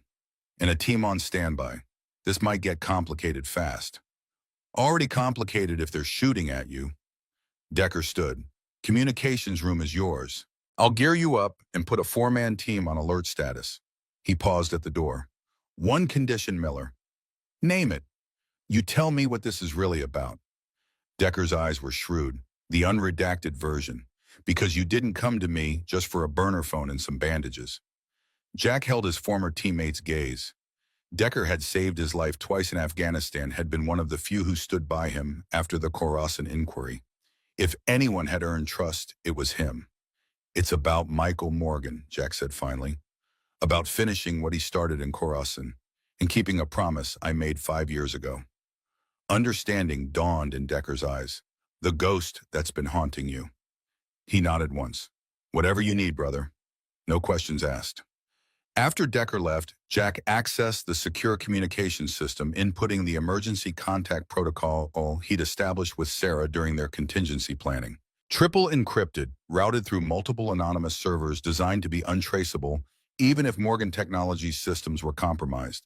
The message was simple: verify status. Compass secure. Chen compromised, but stable. Await instructions. While waiting for a response, Jack checked on Chen. Dr. Reeves had properly cleaned, stitched, and bandaged the wound, administering antibiotics and pain management. She'll need rest, but the wound was clean, Reeves reported. No major vessels or nerves damaged. Lucky. Chen, sitting upright on the examination table, looked pale but alert. Luck had nothing to do with it. I ducked. Jack smiled despite himself. Good to see you're feeling better. Good enough to help take down Conrad, Chen affirmed. Please tell me you have a plan that doesn't involve more people shooting at us. Working on it, Jack showed her the message he had sent Sarah. We need to confirm her status first, then coordinate our approach before the board meeting. What time is the meeting scheduled? 9 a.m. Jack checked his watch. Less than 4 hours from now. Chen frowned. Even if we establish contact, what can we do? Conrad has board support armed operatives and potentially access to Morgan Technologies' security systems. We have the Compass fragment, Jack countered, and Hayes claims to have another. If we can secure those and confirm Sarah and Emma's safety, we can activate the dead man's switch, deny Conrad the technology entirely. Scorched earth, Chen murmured. Michael would approve, but it means destroying years of work innovations that could have helped millions. Better destroyed than weaponized, Jack said firmly. The secure communication terminal chimed, indicating a response. Jack accessed the message, Chen reading over his shoulder. Status secure. Emma with me. Conrad moving faster than anticipated. Board meeting moved to 7:30 a.m. Meet at secondary location Alpha at 6:15. Bring Compass and Chen if possible. Trust no one. Jack checked the authentication code embedded in the message. It matched Sarah's personal key, one that would be nearly impossible to fake without direct access to her biometric data. Secondary location Alpha, Chen mused. The boathouse at Lake Mercer. Jack nodded. Designated fallback point if primary was compromised. Remote defensible with multiple escape routes. It could be a trap, Chen warned. Everything could be a trap. Jack straightened. But the authentication checks out, and we're running out of options and time. He returned to the briefing room where Decker waited with an array of equipment laid out on the table: tactical gear, communications, weapons. Your secure message got a response, Decker reported. Authentication protocols verified. We need transport to Lake Mercer, Jack said, examining the tactical vest Decker had provided.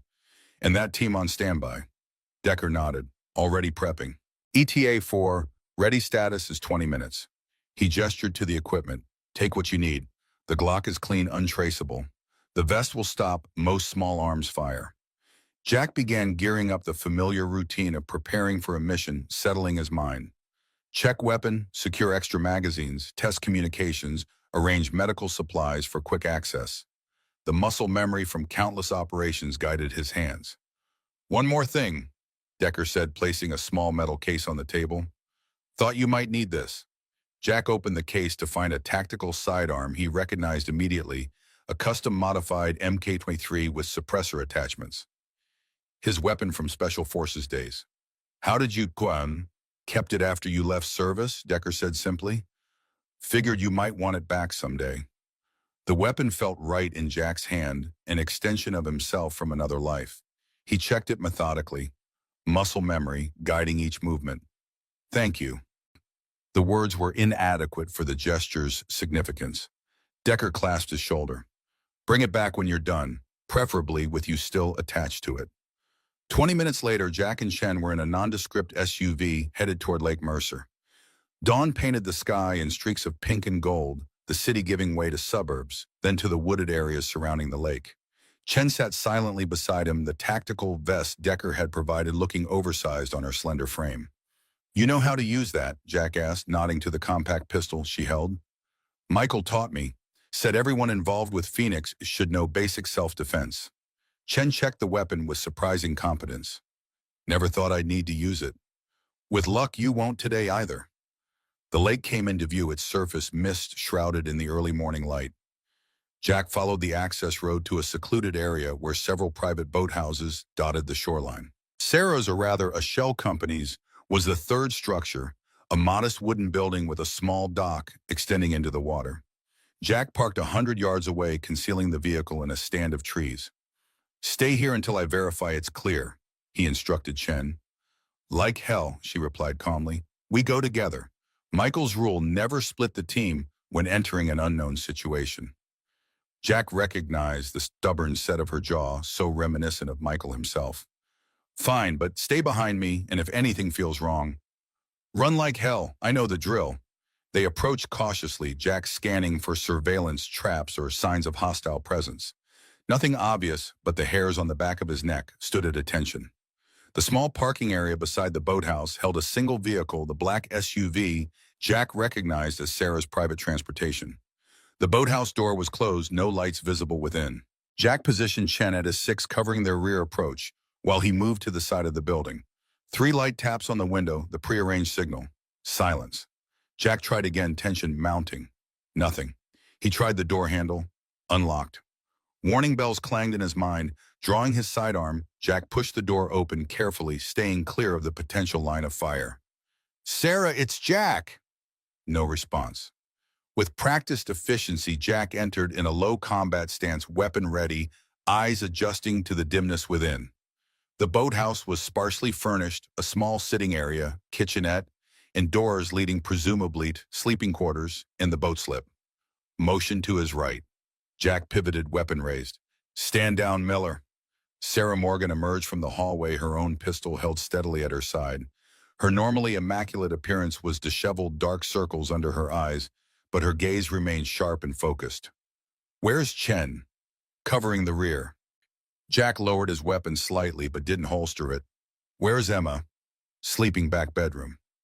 Sarah's posture remained tense. Show me the compass.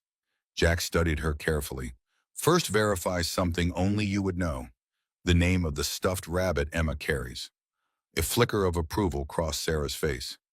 Captain Hoppy, missing his left eye because he was brave in a battle, according to Emma. She nodded toward his pocket. The compass, Jack. Jack reached slowly into his pocket, producing Michael's compass. Sarah's eyes fixed on it with an intensity that confirmed its significance. May I? She asked. Jack hesitated, then handed it to her. Sarah examined it carefully, fingers tracing the worn metal before returning it.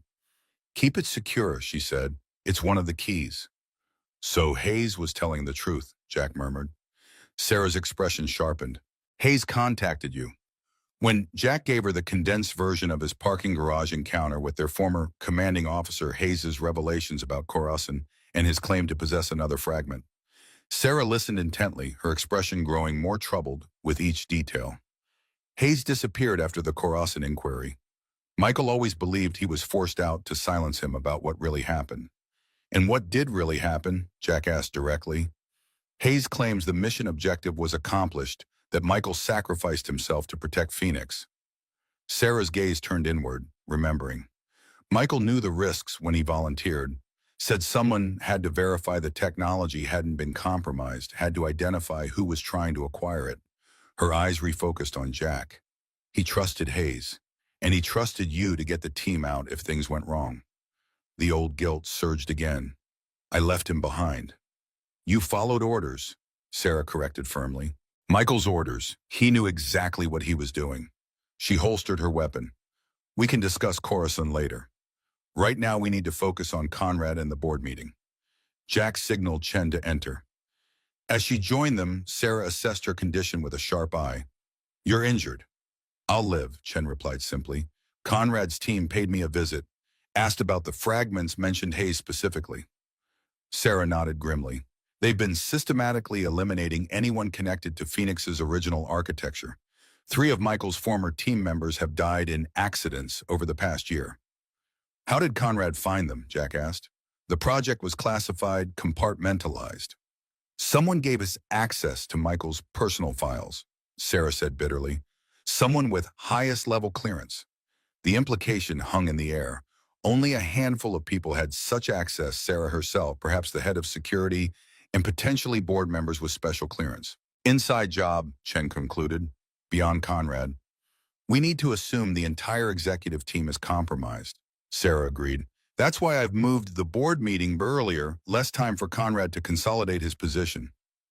What's your plan? Jack asked. Sarah moved to the kitchenette, retrieving a laptop from a hidden compartment beneath the sink. Conrad expects me to walk into that board meeting unprepared to be blindsided by his vote of no confidence. Instead, I'll present this. She opened the laptop displaying financial records, communications, and surveillance photos, a comprehensive dossier on Conrad's activities. Evidence of his collusion with external parties to steal proprietary technology, Sarah explained. Not enough to have him arrested, but more than enough to force the board to remove him, especially when coupled with Chen's testimony about the security breaches. Jack studied the evidence. He'll have countermeasures in place. People ready to discredit this information. Which is why we need the fragments, Sarah confirmed. If we can prove the Phoenix architecture has been compromised and that Conrad is responsible, the board will have no choice but to act. And if they don't, Chen asked quietly. Sarah's expression hardened. Then we activate the dead man's switch. Burn it all down before Conrad can weaponize Michael's legacy. A small voice from the hallway interrupted them. Mommy, who are you talking to?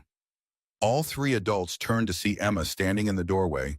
Captain Hoppy clutched to her chest, hair tousled from sleep. Her eyes widened when she saw Jack. Sandwich man! She rushed forward, stopping just short of Jack, suddenly shy.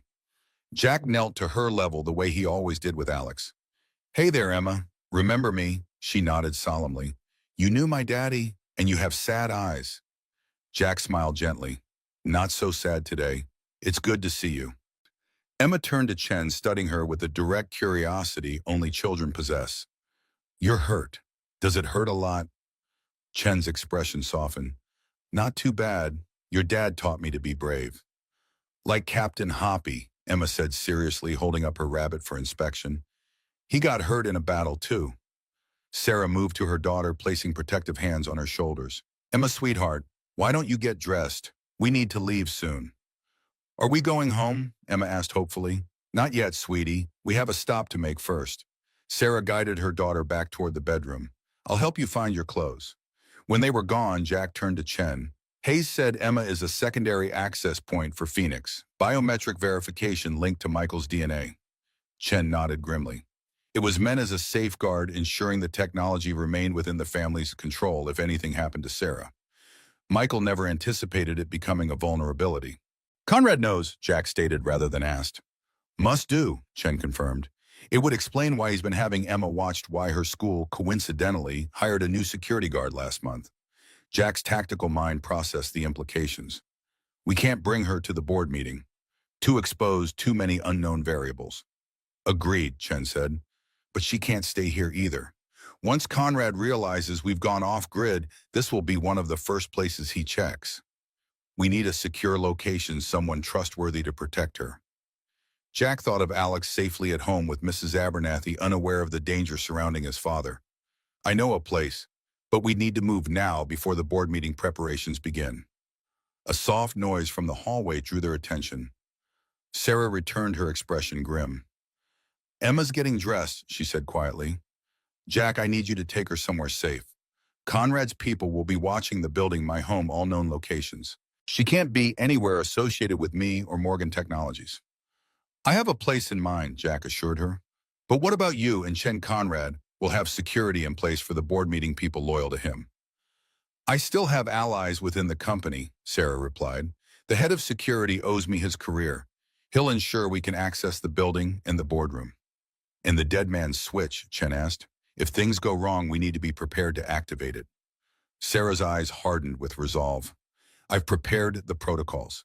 If Conrad moves against us, if there's any indication Emma is in danger, I'll trigger it myself.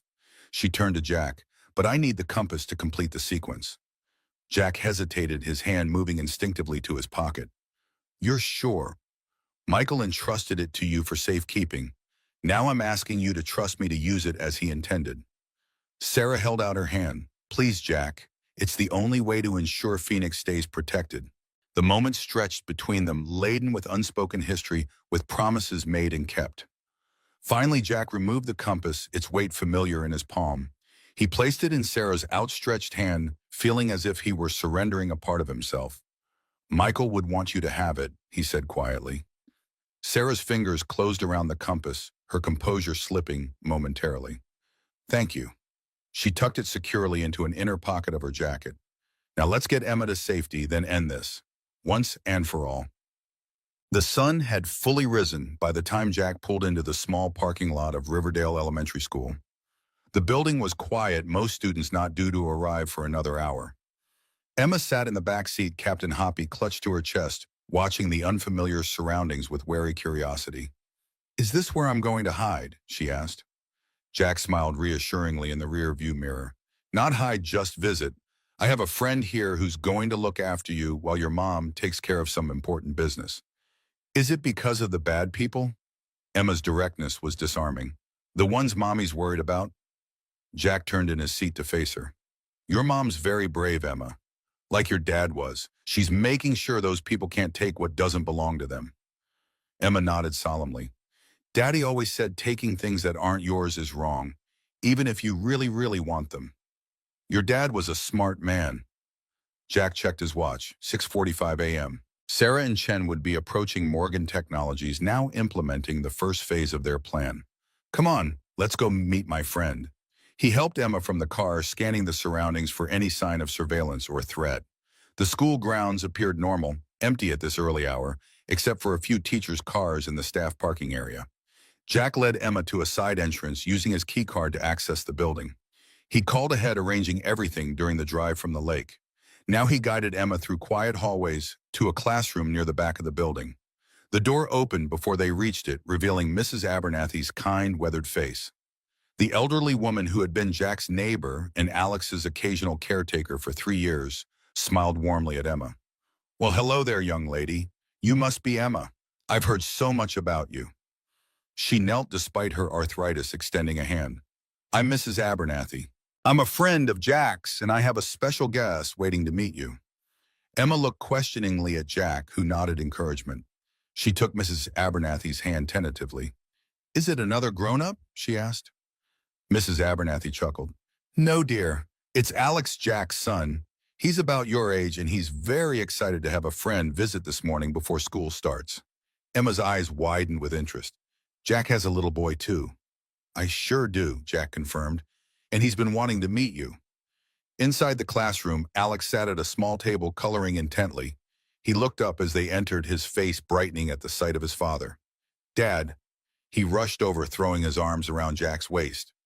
Mrs. A said you had a surprise. Is this her? He peered curiously at Emma. Jack ruffled his son's hair affectionately. Alex, this is Emma. Emma, this is my son, Alex. The children regarded each other with the direct assessment only kids can manage. Then Alex spotted Captain Hoppy. Cool rabbit, he said appreciatively. What happened to his eye? He lost it being brave in a battle, Emma explained, her reserve melting slightly. Awesome, Alex said with genuine admiration. Want to see my dinosaur drawing?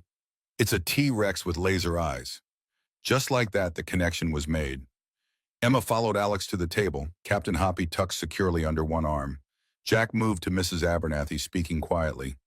Thank you for doing this. I wouldn't ask if it wasn't important. Nonsense, the older woman said warmly. Alex has been wanting a play date for ages, and any friend of yours is a friend of mine. Her kind eyes grew serious. Is everything all right, Jack? You look troubled. Just work complications, Jack assured him. I should be back by normal pickup time, but if anything changes, I'll call. Mrs. Abernathy patted his arm. Don't you worry about these two. We'll have a wonderful morning together. Jack approached the children's table, kneeling beside Emma. I have to go help your mom now, Emma, but Mrs. Abernathy and Alex will take good care of you until we come back. Emma looked up from the dinosaur drawing, her expression suddenly serious beyond her years. Are you going to fight the bad people? Jack considered his answer carefully. I'm going to make sure they don't take what isn't theirs, just like your dad would want. Emma nodded solemnly, then surprised him by wrapping small arms around his neck in a quick hug. Be careful, she whispered. Mommy needs you to come back. The simple statement hit Jack with unexpected force.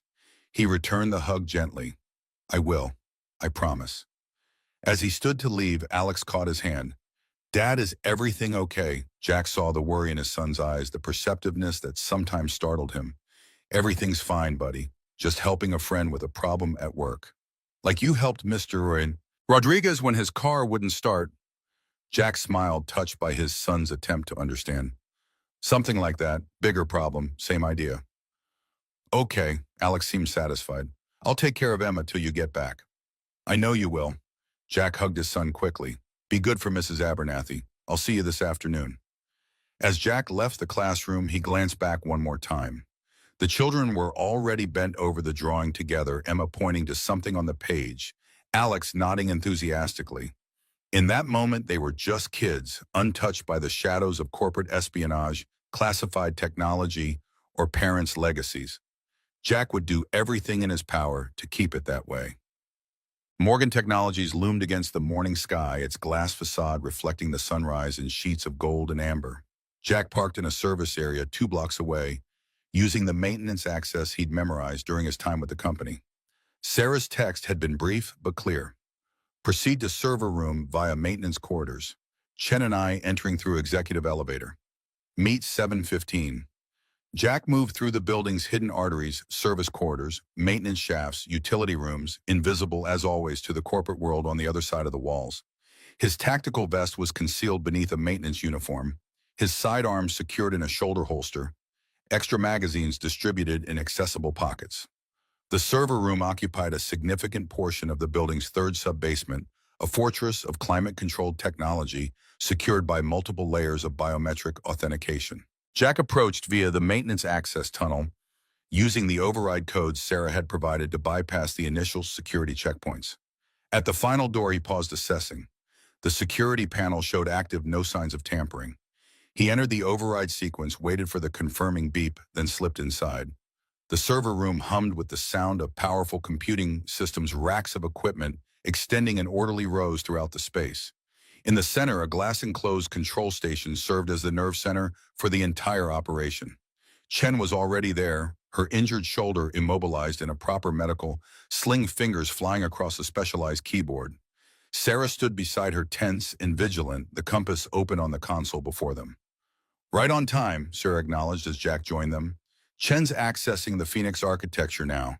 We need to verify the fragment's status before the board meeting. Any sign of Conrad or his security team? Jack asked, positioning himself to monitor the server room entrance. Not yet, but security logged him entering the building 20 minutes ago. Sarah's expression was grim.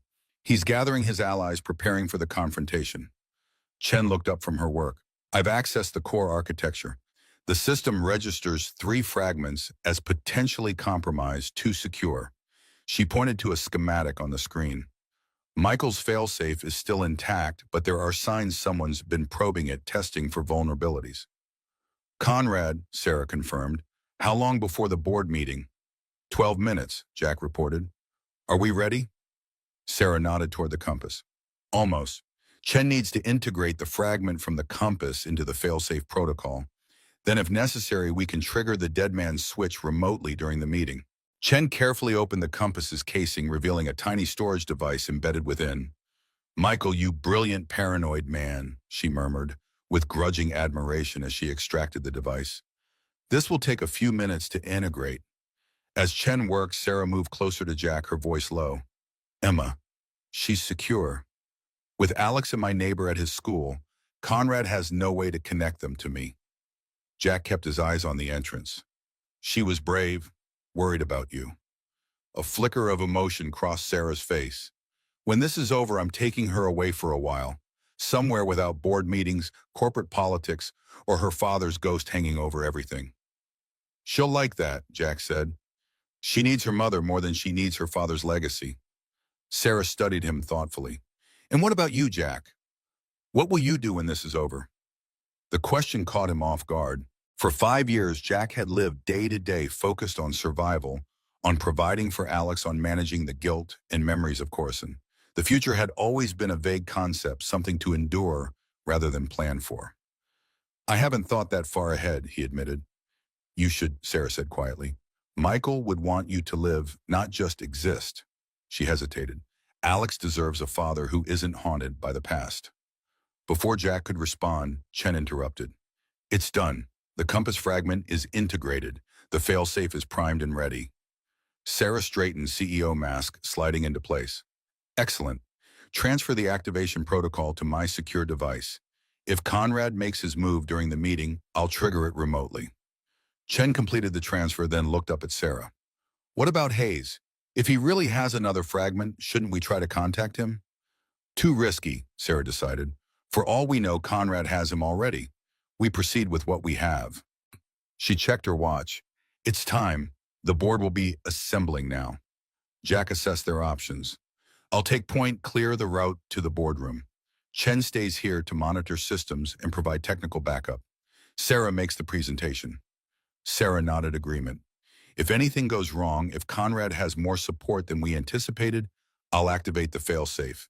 Phoenix will be erased rather than compromised. And Conrad, Chen asked, will be exposed, removed, and prosecuted, Sarah said firmly, for corporate espionage, at minimum potentially treason if we can prove foreign involvement. Jack wasn't so sure it would be that clean. Men like Conrad with resources and connections rarely faced full consequences for their actions. But that was a problem for later. Right now, they needed to focus on the immediate threat. Let's move, he said, checking his weapon discreetly. Stay behind me, maintain distance in case we're separated. They exited the server room, Jack leading the way through the maintenance corridors toward the executive level.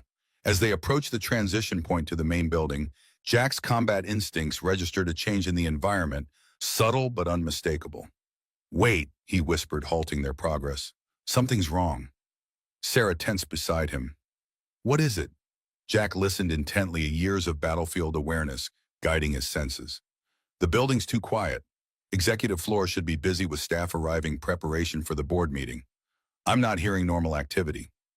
He eased forward to the access door, carefully checking the corridor beyond through the small security window. The executive floor appeared deserted, no assistants at their desks, no security personnel at their stations. Empty. Trap, Jack concluded, drawing back. Conrad's cleared the floor, probably isolated the board members, already controlled the environment. Sarah's expression hardened. We need another approach. Maintenance elevator to the roof, Jack decided, then down the executive stairwell. Less predictable than coming up from below. They backtracked rapidly, taking a service elevator to the building's roof level. The morning air was cool and clear, the city spread before them in a panorama of urban geometry. Jack led them across to the executive access door, using Sarah's security credentials to bypass the alarm. The stairwell was silent, emergency lighting casting everything in a dim red glow. They descended quickly, Jack in the lead, or following closely, both alert for any sign of Conrad's security team. 2 floors down, Jack halted abruptly, raising a hand for silence. Voices below approaching their position. He signaled Sarah back up several steps, positioning himself at the turn of the stairwell. 2 men in tactical gear rounded the corner, weapons at ready position, private security, not regular Morgan Technologies personnel. Jack moved before they registered his presence, disarming the first with a practiced combat maneuver, using the man's momentum to send him crashing into his companion. Both went down in a tangle of limbs and equipment. Jack secured them efficiently, zip ties from his tactical vest binding wrists and ankles, communications devices disabled. The entire encounter had taken less than 20 seconds and occurred in near silence. Conrad's people, Sarah confirmed, examining their identification. Not regular building security. He's got the board meeting locked down, Jack concluded. These two were probably sweeping for any approach they hadn't covered. Sarah checked her watch. The meeting started 3 minutes ago. Conrad will be making his move now. We need to hurry, Jack agreed, relieving the incapacitated guards of their weapons and spare magazines. Stay close. They continued down the stairwell to the executive level. Jack eased the door open, checking the corridor. Still deserted, but now he could hear voices from the boardroom at the far end raised in what sounded like heated discussion. Jack led Sarah along the wall using the minimal cover provided by office doorways and furniture. As they neared the boardroom, the voices became clearer. Irresponsible absence proves my point. Conrad was saying, his tone reasonable but firm. Sarah Morgan's leadership has become increasingly erratic, her decision-making questionable at best. The Phoenix Project delays, the security breaches, the unauthorized personnel additions, all symptoms of a deeper problem. James, this is highly irregular, another voice objected, an older man, likely one of the senior board members. A vote of no confidence should include the CEO's presence to defend herself. I invited her, Conrad replied smoothly. The fact that she's chosen not to attend speaks volumes. Now, as I was saying, the documentation before you outlines numerous instances of mismanagement under Sarah's leadership, culminating in the security breach last month that potentially compromised our most valuable intellectual property. Jack and Sarah reached the boardroom doors. Through the narrow window, Jack could see Conrad standing at the head of the table, board members seated around it, expressions ranging from concern to openly hostile. 4 security personnel, Conrad's private team, positioned at strategic points around the room. Jack assessed the situation rapidly. 4 armed guards, unknown loyalties among board members, Conrad controlling the narrative. Direct confrontation is high risk. Sarah nodded grimly. We need leverage. She removed a small device from her pocket at the fail-safe trigger Chen had prepared. If necessary, I'll activate it, but I'd rather expose Conrad than destroy Phoenix. Jack thought quickly, tactical options unfolding in his mind. The security feed. If we can access it, broadcast Conrad's actual activities to the board in real time, the evidence you've gathered, Chen's testimony about the security breaches. Sarah's eyes lit with understanding. The executive media system. It overrides all presentations when activated by the CEO authentication. Can you trigger it remotely? Sarah nodded. My office terminal has direct access, but Conrad will have someone watching it. Leave that to me, Jack said. Get to your office, prepare the evidence broadcast. I'll clear the way and provide distraction. With a plan established, they separated, Sarah moving toward her office via an alternate route, Jack continuing toward the boardroom. He needed to create a diversion, something to draw attention and security resources away from Sarah's office long enough for her to access the media system. Jack reached the small utility closet adjacent to the boardroom, accessing the environmental controls for the executive floor. With a few quick adjustments, he triggered the fire suppression system in the corridor outside the boardroom, not the full sprinklers, just enough smoke detection alarm to demand attention. The effect was immediate. Alarms blared, emergency lights flashed, and the boardroom door burst open as security personnel emerged to investigate. Conrad's voice rose above the chaos, ordering his team to secure the floor check for intruders. Jack slipped away in the confusion, circling around to approach Sarah's office from the opposite direction. As expected, one of Conrad's security team stood guard outside her door. The man was alert, weapon ready, scanning the corridor for threats. Jack moved silently, using the alarm's distraction to close distance. When he was within range, he struck quick, efficient movements honed through years of close-quarters combat training. The guard was unconscious before he registered the threat, secured with zip ties and concealed inside the office. Sarah was already at her terminal, fingers flying across the keyboard. 2 minutes, she reported without looking up. The system's preparing the broadcast override. Jack secured the office door, positioning himself to defend the entrance. Conrad's team will realize what's happening soon. We need to be ready for their response. Almost there, Sarah murmured, focused intently on her work. Compiling evidence files, preparing broadcast sequence. Jack's earpiece crackled. Chen from the server room. Security systems showing multiple armed personnel converging on the executive floor. They've realized something's wrong. How many? Jack demanded. At least 8 heat signatures moving with tactical formation. Military training, not standard security. The situation was deteriorating rapidly. 8 trained operatives against Jack, alone with Sarah, vulnerable during the broadcast.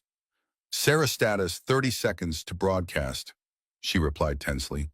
Once it starts, it can't be stopped except from this terminal. Jack made a tactical decision. Chen prepared to activate the failsafe. If we lose contact for more than 2 minutes, trigger it. Understood, Chen confirmed. Failsafe ready, but Jack, the biometric confirmation requires Sarah or Emma.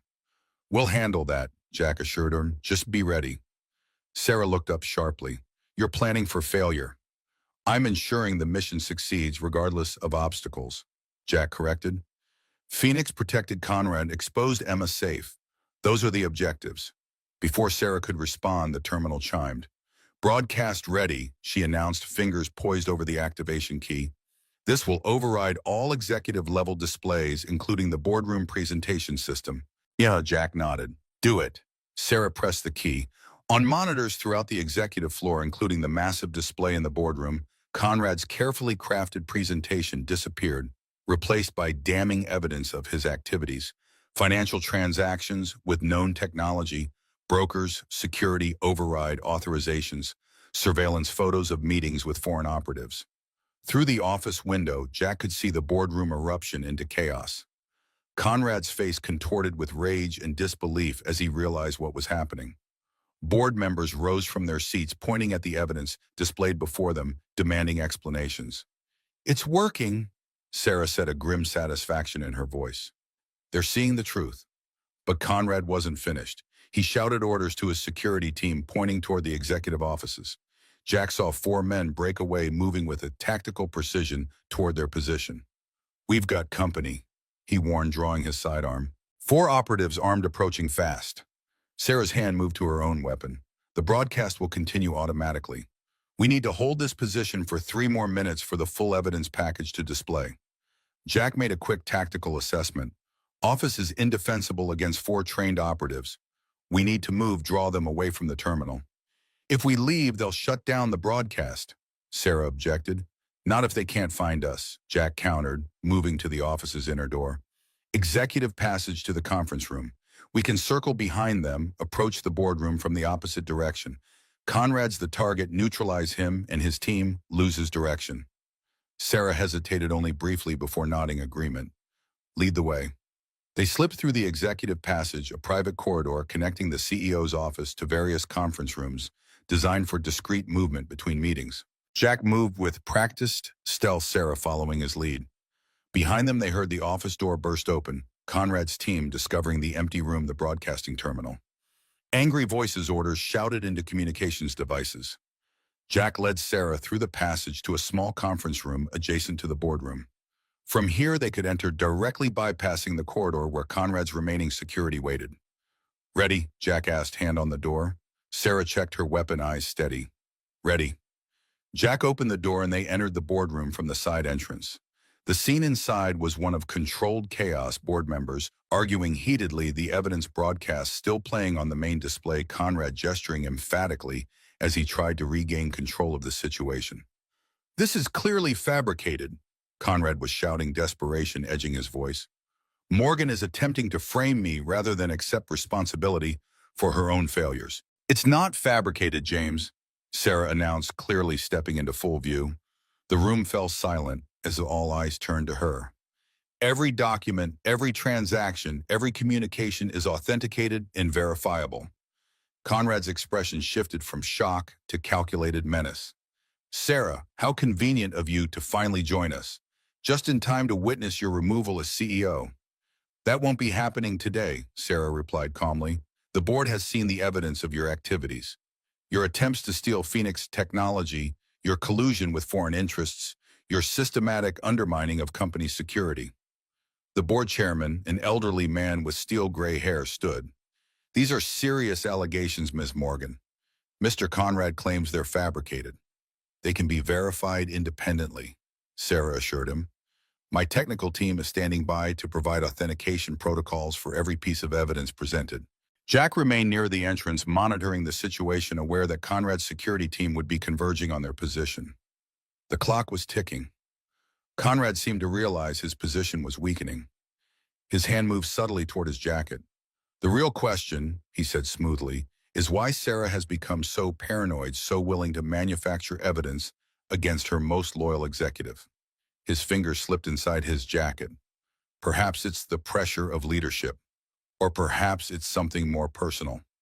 Jack recognized the movement instantly, the telltale preparation to draw a concealed weapon. He moved without hesitation, closing the distance to Conrad in 3 rapid strides. "Gun!" Jack shouted, tackling Conrad just as the man pulled a small pistol from his jacket. The weapon discharged once the bullet striking the ceiling as Jack and Conrad crashed to the floor. Board members scattered in panic, some diving under the table, others rushing for the exits. Jack subdued Conrad with practiced efficiency, disarming him and securing his wrist behind his back. "Stay down," he ordered, the command carrying the unmistakable authority of military training. The boardroom doors burst open as Conrad's security team rushed in, weapons drawn. They hesitated at the chaotic scene, Conrad restrained on the floor, Jack positioned protectively, Sarah standing firm beside the evidence display. "Stand down," Sarah commanded. "Building security is on the way. Anyone still armed when they arrive will be considered hostile and treated accordingly." The security team wavered, looking to Conrad for direction. But with their employer subdued and the evidence of his activities broadcast for all to see, their resolve faltered. The board chairman had regained his composure, his voice cutting through the tension. "Lower your weapons immediately. This is still a Morgan Technologies facility, and I am still chairman of this board." The authority in his voice tipped the balance. One by one, Conrad's security team lowered their weapons, realizing their position was untenable. Jack maintained his position, keeping Conrad secured, as building security finally arrived, alerted by the gunshot and responding board members. The private security team was quickly disarmed and detained, the situation brought under control. As Conrad was hauled to his feet by building security, he locked eyes with Jack. "This isn't over, Miller," he hissed. "You have no idea who you're dealing with, what forces you've provoked." "I know exactly who I'm dealing with," Jack replied evenly. "The same people who were waiting in Coruscant. Tell your employers they failed." Again. A flicker of surprise crossed Conrad's face before he was led away. Sarah approached, her composure intact despite the chaos around them. "The board needs to convene an emergency session," she said, addressing the chairman. "We need to assess the full extent of the breach, implement countermeasures, and prepare for potential legal and security implications." The chairman nodded gravely. "Agreed. And Ms. Morgan, it appears we owe you an apology for entertaining Conrad's allegations. The evidence is quite compelling." "Save the apologies for after we've secured the company," Sarah replied briskly. "Jack, we need to check in with Chen, verify Phoenix's status." As the board members regrouped and building security established order, Jack and Sarah slipped away to a private office. Jack activated his secure comlink. "Chen status report." "All clear at the server level," Chen reported, relief evident in her voice. "Conrad's access has been revoked, his team's credentials purged from the system. Phoenix architecture is secure, no signs of successful extraction." Sarah visibly relaxed at this news. "And the fragments?" "Secure, the compass fragment has been fully integrated into the failsafe. If anyone attempts unauthorized access now, the entire system will self-destruct and alert all remaining fragment holders." Jack nodded approval. "Good work. Stay in position until building security has cleared all floors. We'll come to you." After ending the communication, Jack turned to Sarah. "Conrad's in custody, but this isn't over. He mentioned employers. Whoever backed his operation won't simply abandon the technology." "I know," Sarah acknowledged, "but we've bought time-protected Phoenix for now." She hesitated. "We should check on Emma." Jack had already been thinking the same thing. He pulled out his phone, dialing Mrs. Abernathy's number.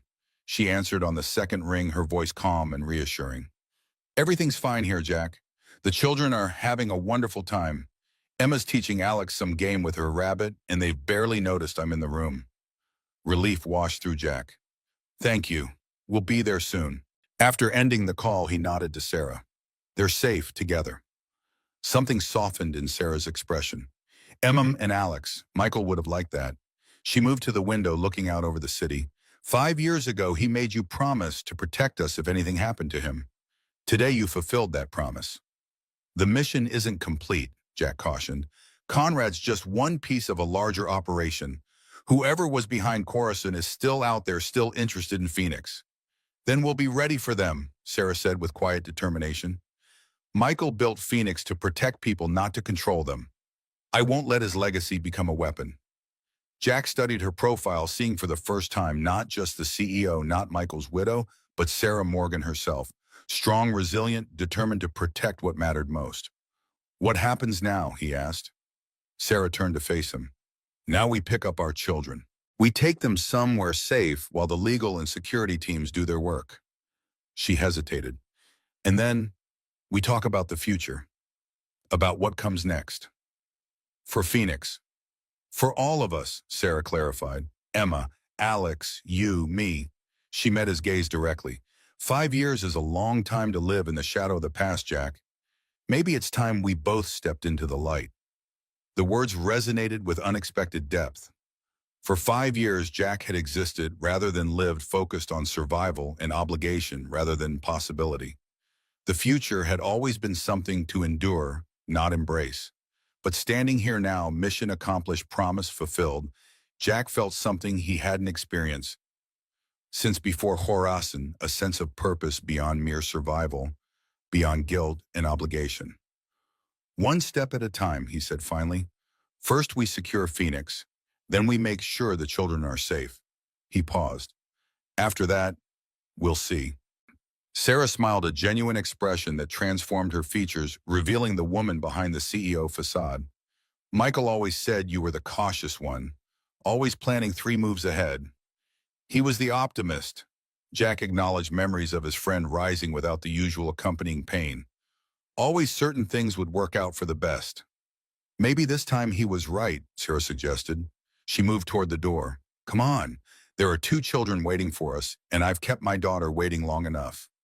As they left the office together, Jack felt the compass's absence from his pocket, a physical reminder of obligations fulfilled, promises kept.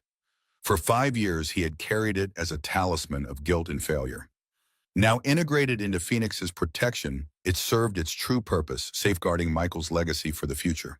Some debts could never be fully repaid, but perhaps they could be honored in ways that allowed for new beginnings, new promises, new life. Jack followed Sarah toward the elevator, toward the children, toward whatever came next. One step at a time, the silent oath finally fulfilled.